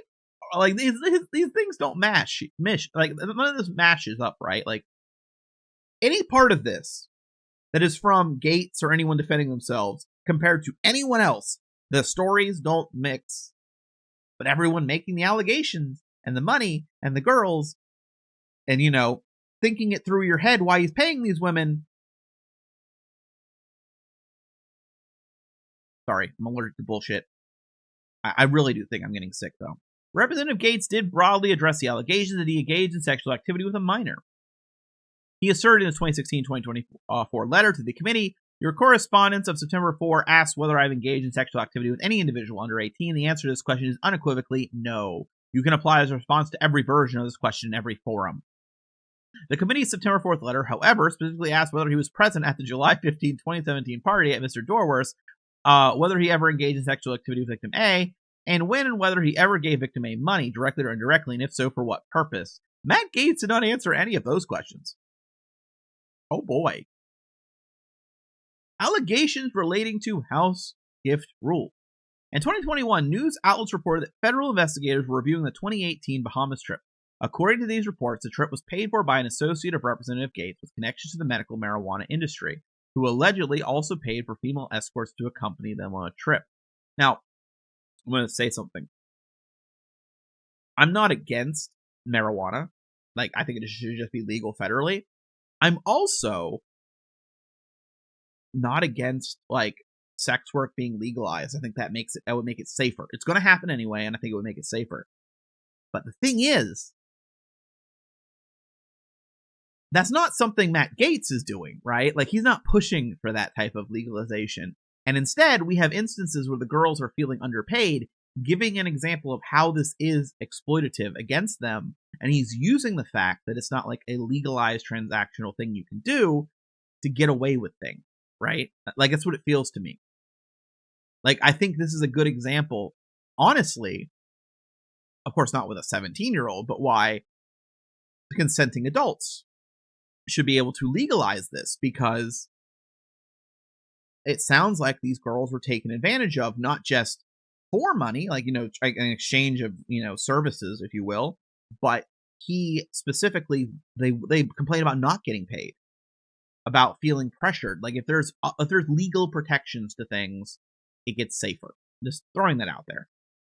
The only other male attendee also connected to the medical marijuana industry. According to press reports, DOJ was investigating allegations that the trip may have been part of an illegal influence efforts on behalf of the medical marijuana industry. As discussed above, the Bahamas trip took place from September 13th to 16, 2018, and included Representative Gaetz, 2 men and 6 women. Representative Gaetz flew on a commercial airline from Washington, D.C. to the Bahamas on September 13, 2018. Representative Gaetz' associate paid for a vacation rental for the group, but told the committee that Representative Gaetz paid for various expenses in the Bahamas, such as meals, and that these expenses covered Representative Gaetz' share of the vacation rental. No other individuals recalled whether Representative Gaetz paid for their meals, vacation rental, or other activities on this trip, with the exception of his then-girlfriend. Oh, the one that's also possibly deeply, deeply involved. Interesting. No one recalled Representative Gaetz making cash payments, and his bank account and credit card records do not show any transactions on these dates occurring in the Bahamas, nor large withdrawals of cash during or in advance of the trip. On September 16, 2018, Representative Gaetz flew in his associate's private plane from the Bahamas to Orlando, along with 3 female passengers between 20 to 29 years old. I hate that they have to put the ages in now. Allegations related to the misuse of official resources. As discussed above, in early 2018, Representative Gaetz met a woman through Mr. Greenberg. The same night they met, they had sex, and Mr. Greenberg sent her money. At that first meeting, the woman also told Representative Gaetz she needed a new passport for an upcoming trip. She did not initially know Representative Gaetz was a congressman, but he connected her with his then chief of staff, who worked with the State Department's congressional liaison to secure a passport appointment for the woman within days of their first meeting. An individual from the Department of State Miami Passport Agency sent the chief of staff an email confirming an appointment for your constituent, with the chief of staff then forwarded to the woman, who lived in Orlando, Florida, outside of Representative Gaetz' congressional district. The woman acknowledged to the committee that the money she received from Mr. Greenberg was sent on behalf of Representative Gaetz, but denied the money was for compensation for their sexual encounter. Instead, she said the $1,000 she received from Mr. Greenberg was to assist with her transportation costs to go to the Miami passport office from Orlando. The woman spent $195 to obtain a new passport prior to a trip, a standard $60 fee for an in-person appointment, plus $135 for the passport. She continued to meet up with Representative Gaetz on other occasions, during which they engaged in sexual activity. The committee reviewed other records related to the passport assistance request from the offices of Representative Gaetz, it was unusual for the Chief of Staff to process requests for expedited passports from constituents. Those casework matters were typically handled by district staff. The committee also received evidence that Representative Gaetz told the Chief of Staff with assisting Mr. Greenberg on occasion. The Chief of Staff was no longer employed in Representative Gaetz' office at the time of the committee's review and did not respond to communications from the committee. Obstruction of the committee's investigation. On May 23, 2013, the committee informed Representative Gaetz that it had reauthorized an investigation into several allegations, including sexual misconduct and illicit drug use, and sent Representative Gaetz a narrowly tailored request for information seeking specific documents related to the allegations squarely within the committee's jurisdiction, namely, violations related to the House Grift Rule or bribery and improper images on the House floor. The request for information also asks for any other information you believe may be relevant to the matter as a whole. In response, Representative Gaetz sent letters to the chairman and ranking member asserting, among other things, that the committee request for a 2-week response time and signed declaration under oath, both of which were standard practice for the committee, were unreasonable and he was being treated differently than other members of Congress. Representative Gaetz indicated the committee's request was overly burdensome, as he would need to sort through 6 years worth of records across various accounts. In these letters, he also began making demands of the committee in exchange for his good faith cooperation, while suggesting the committee was being weaponized against him for various changing reasons. The chairman and ranking member granted Representative Gaetz an extension through August 11, 2023 to respond to the request and information, explain the committee's standard practices. Representative Gaetz missed the deadline and stated he would only produce documents in person at his district office. The chairman and ranking member responded again, giving him an extension through September 28, 2013 to comply with the request of information, reiterating the committee's standard practices. Representative Gaetz again missed the deadline, ultimately producing 3 pages that were not fully responsive to the request for information on October 2, 2023. In his response, Representative Gaetz produced his boarding passes and itinerary used for the 2018 Bahamas trip, which he also stated he paid for personally. However, the boarding passes and itinerary only showed his flight to the Bahamas and not his return. As discussed above, Representative Gaetz flew out of the Bahamas via private plane. Representative Gaetz intentionally omitted the information related to his return transportation, indicating in rather correspondence because the committee's request for documents related to actual or planned travel to the Bahamas. So he's trying to come up with excuses for why he's hiding things.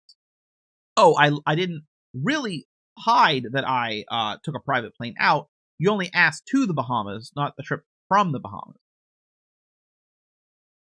He should not be expected to have produced records of his transportation from the location.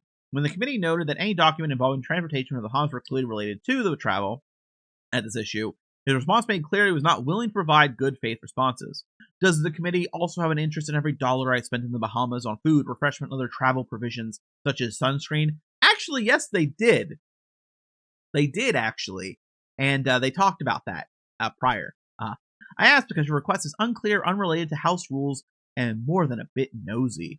I can represent to the committee that no funds of mine were expended in the Bahamas for illicit drug use or sexual misconduct. Despite frequently suggesting he had insufficient opportunities to respond to the allegations against him, Representative Gaetz sent more than a dozen letters to the chairman, ranking members through the committee's review. In addition to allegations, the committee's process was weaponized against him. Representative Gaetz repeatedly alleged that the committee members and staff were leaking information to the press that the committee's nonpartisan staff were acting as Democrats, or that the committee was working on behalf of former Speaker Kevin McCarthy.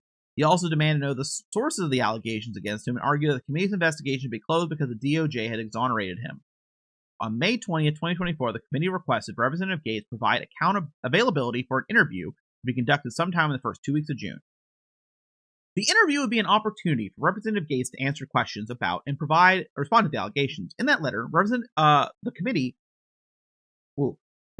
amended a fulsome list of allegations involving Representative Gaetz to ensure his awareness of all allegations before the committee. On May 24, 2024, Representative Gaetz responded to the committee's letter. He demanded the committee investigate leaks to the press prior to him submitting for an interview and argued incorrectly that the committee could not subpoena his testimony unless it impaneled an investigative subcommittee. He also referred to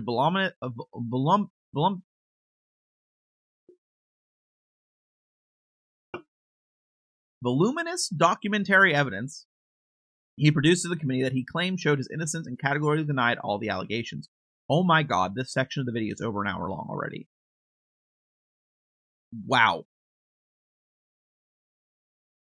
Okay. On June 17, 2024, the committee informed Representative Gaetz that it would be both expanding and narrowing the scope of its investigation into allegations involving him. The letter also requested the DOJ requested evidence that the DOJ had exonerated him.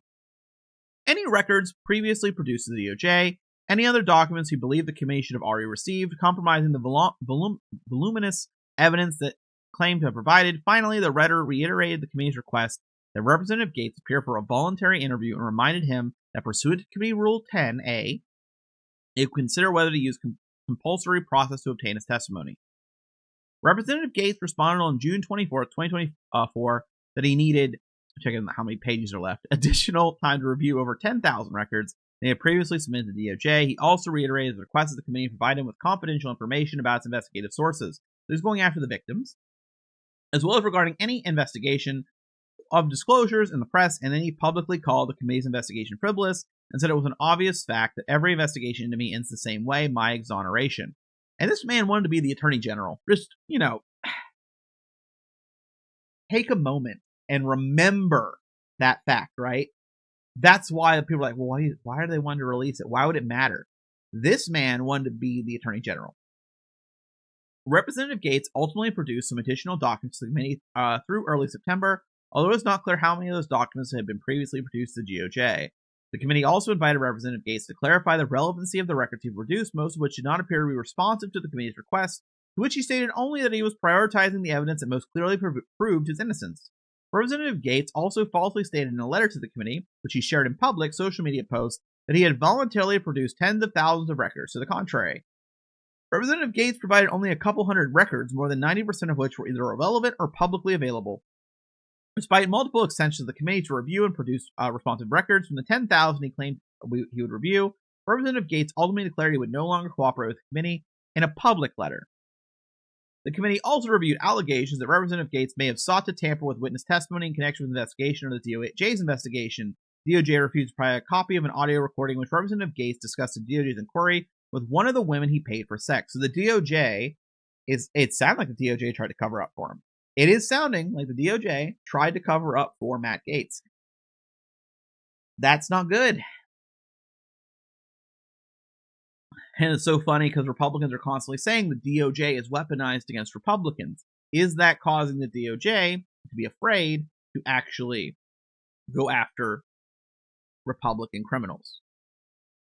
You know what I mean? And the thing is, Matt Gaetz was doing public letters. Very obviously to me, you're doing a public letter, you're doing that as not only a message to the DOJ to stay quiet, but to the victims to stay quiet. When the committee did not find documentary evidence that Representative Gaetz directly acted to prevent any women from testifying before the DOJ or the committee, some women cited a fear of retaliation from the congresswoman and declined to speak on the record with the committee. So the committee found Representative Gaetz violated state laws related to sexual misconduct. The committee did not find that Representative Gaetz violated federal sex trafficking laws. The committee did not obtain substantial. Now, by the way, the committee not finding it doesn't mean he didn't do it. It means they didn't find the evidence using the very limited amount they had. Because remember, the DOJ had a lot more they wouldn't turn over. Matt Gaetz has a lot more he wouldn't turn over. They're working off of very limited information. The committee did not obtain substantial evidence that Representative Gaetz violated federal sex trafficking laws. Transportation of an individual for purposes of commercial sex could violate those laws if the individual was a minor or the sexual activity occurred through force, fraud, or coercion. Representative Gaetz was alleged in a news report to have paid a minor to engage in sexual activity and travel with him to a trip to Bahamas in September of 2018. However, the youngest person who traveled with him to his associates was 18-year-olds at the time of the trip. Further, she and the other woman who attended the Bahamas trip did not recall being paid for sexual activity on that occasion. One woman testified that she did not pay for sex on the trip, although she had sex with Representative Gaetz because the trip itself was more so the payment. As discussed above, there is evidence that Representative Gaetz paid women to travel to New York and Washington, D.C. for commercial sex. At the time, each of these women was over the age of 18. Representative Gaetz' relationship with these women was involved in exploitative power imbalance. The committee does not have reason to believe that he used force, fraud, or coercion, as those terms apply under the applicable law. The committee found that Representative Gaetz engaged in commercial sex. There is substantial evidence that Representative Gaetz paid women for sex and had others pay women for sex on his behalf. The committee heard testimony from over half a dozen witnesses who attended parties, events, and trips with Representative Gaetz from 2017 to 2020. Nearly every young woman that the committee interviewed confirmed that she was paid for sex by or on behalf of Representative Gaetz. A few of the women characterized their relationship differently, describing a date for hire arrangement that may not necessarily implicate state prostitution laws. Even assuming the payments to those parties for women not violate prostitution laws, the committee found that Representative Gaetz spent tens of thousands of dollars on other women for whom he had sure understanding that they would be compensated for sexual activity with him. There were potentially additional amounts spent on commercial sex that could not be specifically identified because either payments were made in cash or through intermediaries. That's another thing. That's a lot of money, but how much was cash? The committee's records thus indicated that Representative Gaetz enticed and procured women to engage in sexual activity for hire and purchased the services of women engaging in sexual activity for hire in violation of Florida state law. Representative Gaetz refused to answer the committee's questions about his payments to women despite opportunities to do so in sworn testimony or in writing. While he has been unwilling to address the allegation under oath, Representative Gaetz made several public statements regarding the allegation under the committee's review, stating that his generosity to ex-girlfriends is being misconstrued and that he never ever paid for sex. The committee found this to be untrue. Members are required to uphold the laws of the United States and all government herein and never be a party to their evasion. There was violation of state prostitution laws. Representative Gaetz acted contrary to his ethical obligation. Representative Gaetz took advantage of the economic vulnerability of young women to lure them into sexual activity, for which they received an average of a few $100s for each encounter. Such behavior is not generosity to ex-girlfriends, and it does not reflect credibility upon the House. The committee thus found Representative Gaetz' violation of House Rule, I'm not doing those numbers, Clause 1. The committee found that Representative Gaetz violated Florida's statutory rape law. There is substantial evidence Representative Gaetz engaged in sexual activity with a 17-year-old girl. The committee received credible testimony from victim A herself, as well as multiple individuals corroborating the allegation. Several of those witnesses have also testified under oath before a federal grand jury, and in a civil litigation, Representative Gaetz declined the allegation but refused to testify under oath. He publicly stated that victim A does not exist. It has not had sex with a 17-year-old since I was 17.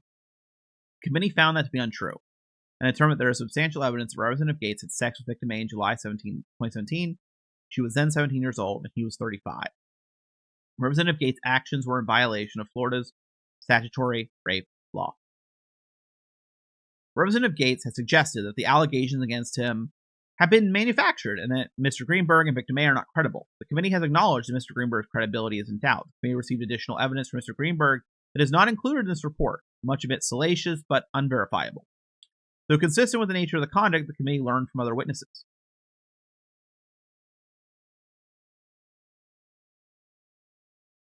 So there was more. There was more. They couldn't verify it, so they didn't put it in. The committee found no reason to doubt the credibility of victim A. Representative Gaetz suggested the fact that she has, through her attorneys, expressed an intention to seek civil redress against him for raping her. It means that she has a financial motive that undermines the veracity of her claims. The committee reviewed a letter from counsel victim A to counsel for Representative Gaetz, which she intended to pursue claims against Representative Gaetz, including child sex trafficking and statutory rape. Regardless of whether victim A had a pecuniary motive,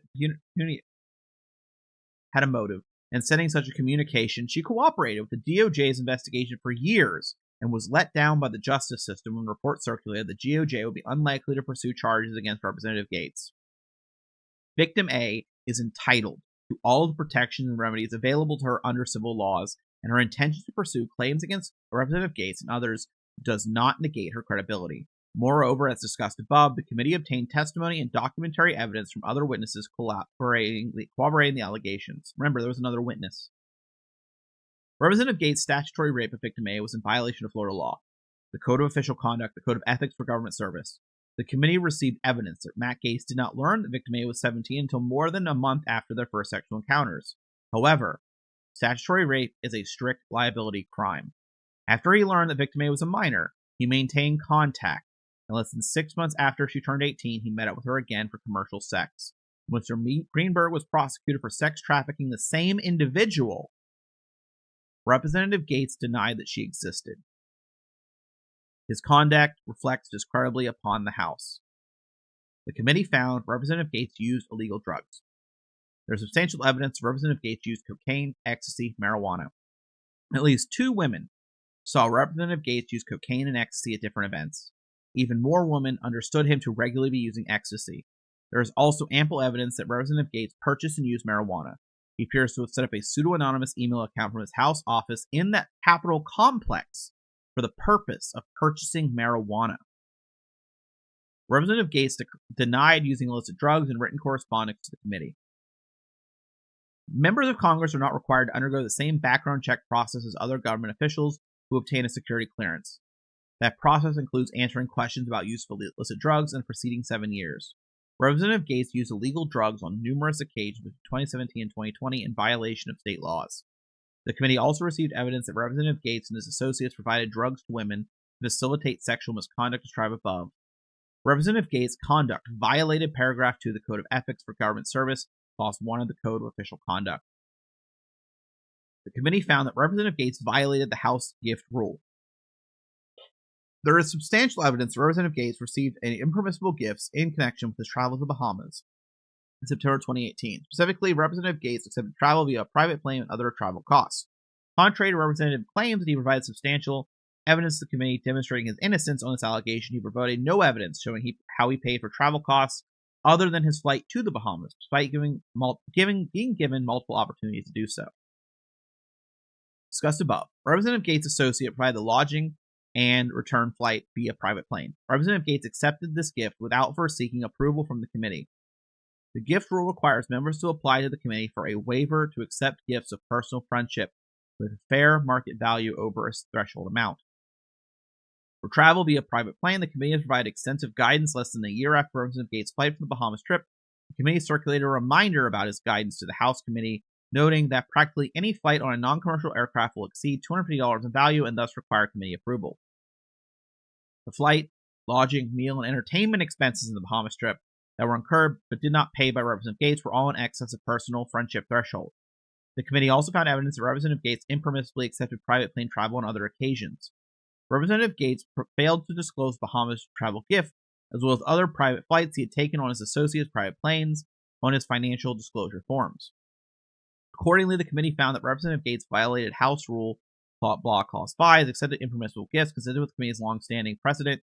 Representative Gaetz would be required to repay the value of the gift and amend his financial disclosure statements to disclose receipt of the gifts. The committee found Representative Gaetz dispensed special privileges and favors to individuals for whom he had a personal relationship. The committee found substantial evidence that Representative Gaetz used his powers of his office to assist a woman who was engaged in a sexual relationship in obtaining an expedited passport. The woman was not his constituent, and the case was not handled in the same manner as similar passport assistance cases. Accordingly, the committee found Representative Gaetz violated House regulations and laws requiring the use of official resources for representational purposes, paragraph 5. Okay, we'll keep going here. The committee found Representative Gaetz sought to obstruct its investigation of his conduct. The committee found substantial evidence that Representative Gaetz engaged in obstructive conduct with respect to the committee's investigation. Representative Gaetz pointed to evidence that would exonerate him. We're getting close to the end of this document. There's still a couple appendixes. I haven't looked ahead, so I don't know what they are. This is most notable with respect to the committee's specified request regarding the Bahamas trip. Representative Gaetz intentionally withheld information regarding his return trip via private plane. Representative Gaetz clearly understood he had acted contrary to House rules by accepting private plane travel, but chose to try to cover up his actions rather than comply with the committee's request. Despite asserting he wanted an opportunity to address the allegations against him, Representative Gaetz declined to provide testimony voluntarily and did not appear when subpoenaed. Representative Gaetz also provided ample time to review and produce documents requested by various times by the committee investigation. He produced only a handful of non-public documents to the committee. These documents were largely irrelevant, corresponding to time periods after most of the relevant conduct occurred. Likewise, Representative Gaetz informed the committee that he would welcome the opportunity to respond to written questions, and the committee then sent a list of 16 questions. After requesting an extension to respond to written questions, which was granted, it appears that Representative Gaetz used that time to craft a public letter, mischaracterizing the committee's request and asserting he would no longer voluntarily cooperate, despite his uncooperative approach throughout the review. His actions undermine not only his claim that he had exculpatory evidence to provide, but also his claims that he intended to cooperate with the committee in good faith. It is apparent that Representative Gaetz' assertions were nothing more than attempts to delay the committee's investigation.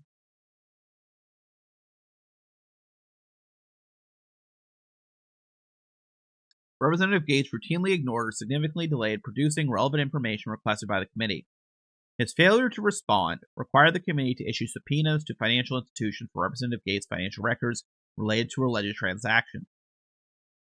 Those records show that Representative Gaetz bought and sold stock and cryptocurrencies from a trading account he opened in March 2021. Some of the trades were below $1,000 reporting thresholds, but others were not. Representative Gaetz not only failed to file the required periodic transaction reports, but also failed to disclose transactions in his annual disclosure statement. The committee's longstanding practice is not to take enforcement action where a failure to file required disclosures is inadvertent.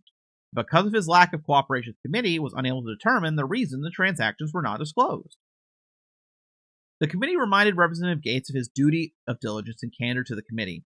Representative Gaetz' response was to suggest the committee had a duty to candor to him and must reveal the confidential sources reporting the allegation against him. The committee's rules prevent such disclosures. Moreover, the committee had serious concerns that Representative Gaetz might retaliate against individuals who cooperate with the committee. In 2020, the committee admonished Representative Gaetz for his conduct towards a witness in a congressional proceeding, finding that he acted in violation of the Code of Official Conduct for a public statement that was perceived by some as a threat towards the witness. I think it's down probably.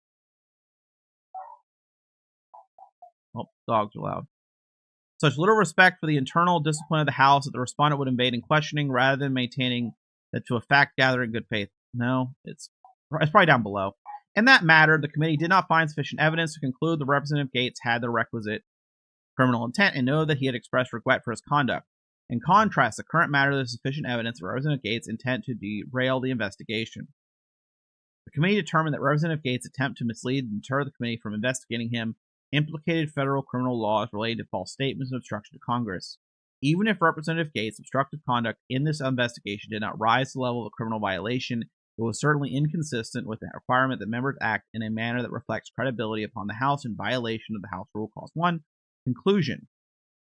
Based on the above, committee determined there is substantial evidence that Representative Gaetz violated House rules under standard of conduct prohibiting prostitution, statutory rape, illicit drug use, impermissible gifts, special favors, privileges, and obstruction of Congress. The committee made no special oversight findings in the report, no budget statements are submitted, no funding is authorized by any measure in this report. This is views of Chairman Michael Guest on behalf of dissenting committee members. I write on behalf of the members of the committee who do not support the release of the report regarding former Representative Matt Gaetz. We believe and remain steadfast.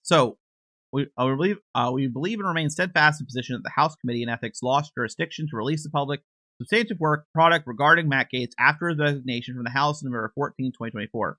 That's not true.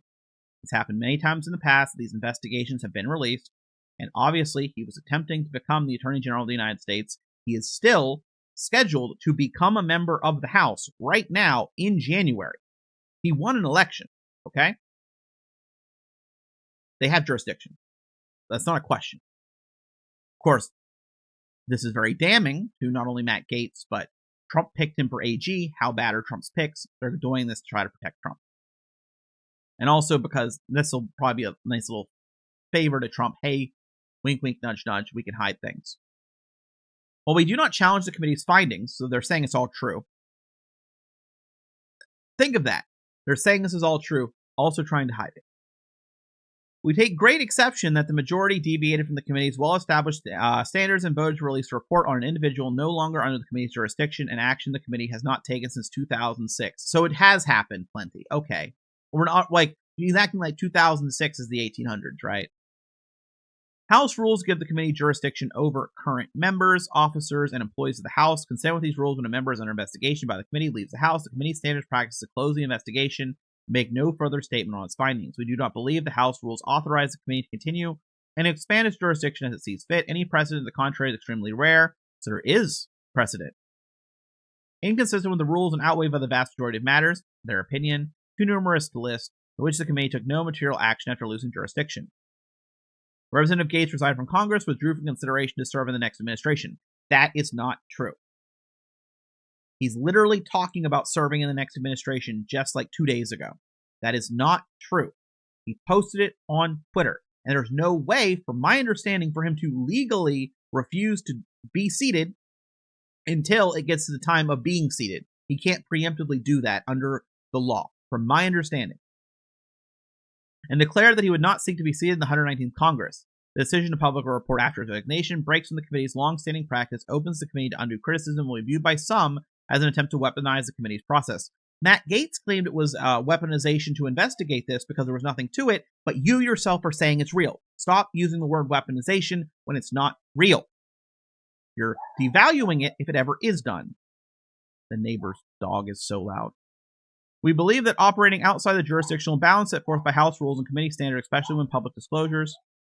Sorry, I was muted trying to figure out what was going on. There's someone outside with music booming, and it's making the dogs in the neighborhood freak out.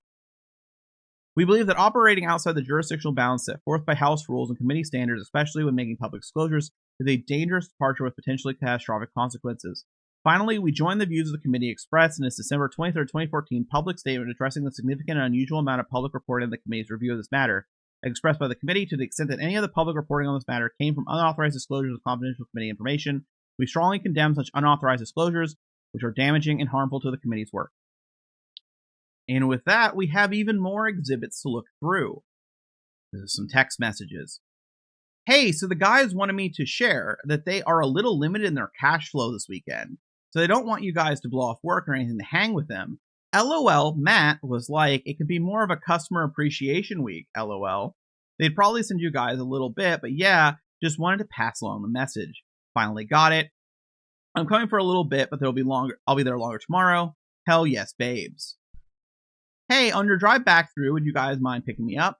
Matt says he'll buy you lunch and fill up your tanks up and buy cartridges, LOL. Yes, ma'am, we got you. You guys are amazing. Send your location, then Matt will give me an address.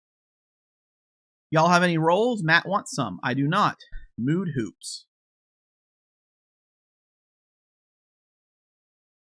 I'm assuming this is like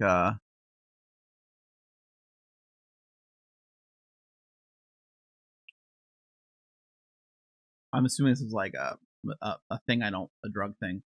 What did I do to deserve him? Is that a $400 hoop? Exhibit 5. I need a care package. I got you, babe. Oh, Matt Gaetz is the name on this one. So Matt says, I need a care package. He says, I got you, babe. Where to? Matt Gaetz has whatever. Okay, I'll send it to you tomorrow. Would you like the same again, too? 2 refills. Yes, dear. Perfect. You hooking me up? Yep, how about a drop at the post office now? Forgot to find something to package it with, so I found a shirt I was going to donate in my car. Okay, what perfect time is that?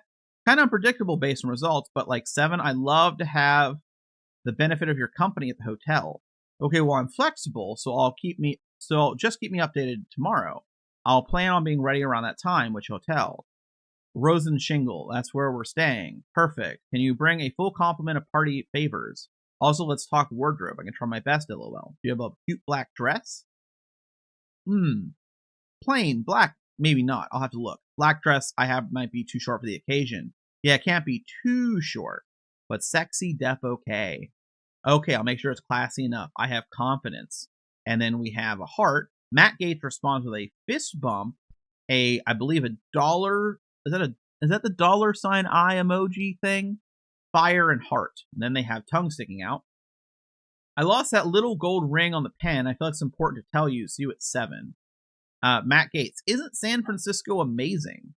I'm in the bloody Omaha airport drinking. I'm on the bloody Omaha airport drinking Bloody Marys on a delay, so I don't know yet. That sounds worse. You flying to Tally Sunday, Monday. Need me to get you a flight.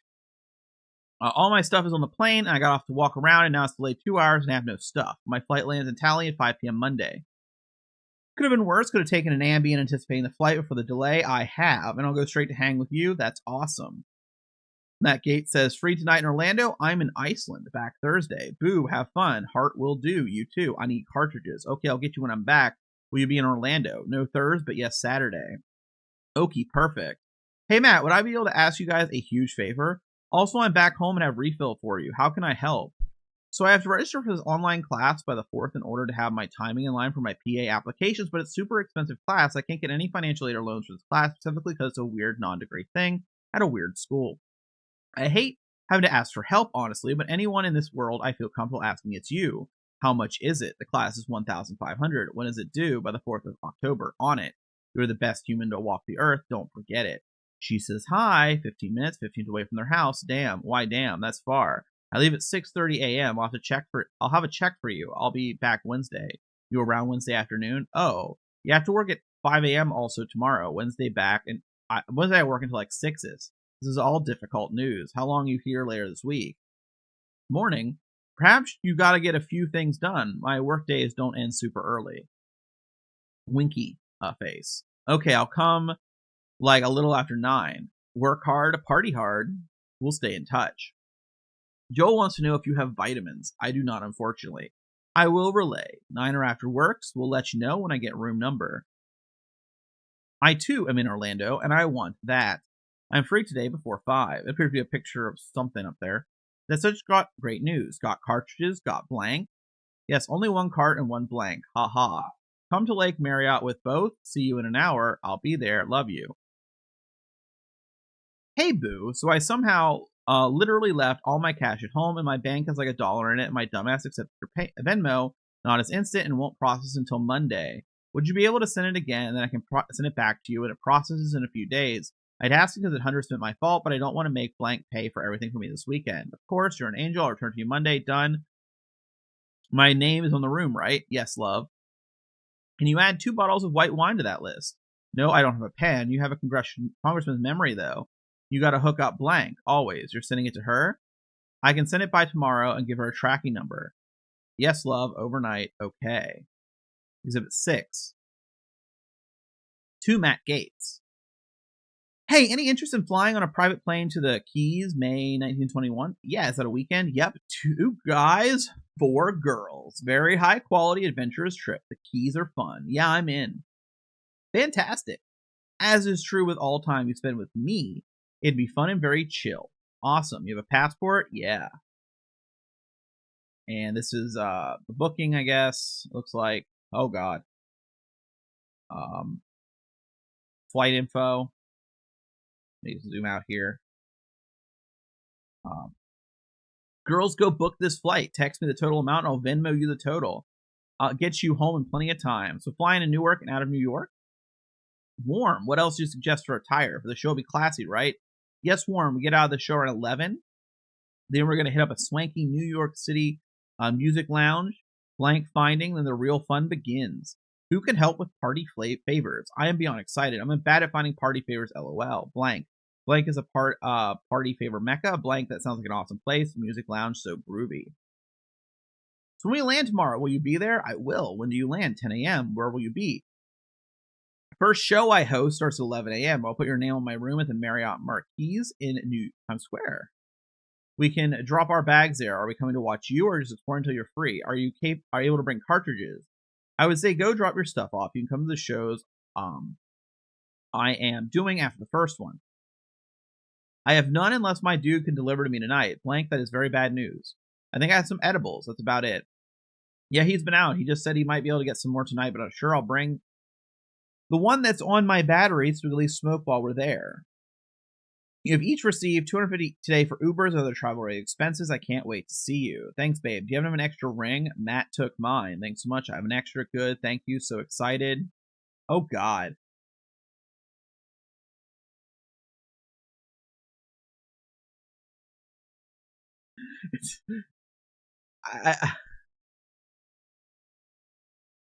I wasn't expecting that. I wasn't expecting that. Okay. Exhibit 9. Ethics entries report. Okay, this is very important. This is entry time, guest name, tag 1, tag number 2, and destination. Very important. It's all blank. If you're just listening, these are blank boxes.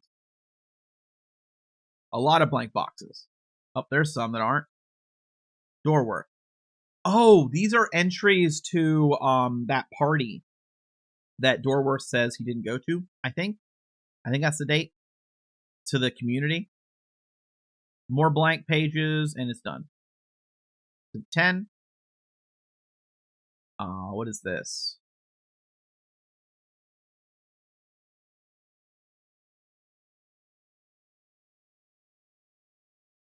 Matt Gaetz passport stuff. Yep. And that's it. That's it.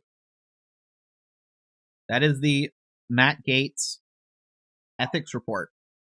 It's bad. Real bad. Really, really bad for him.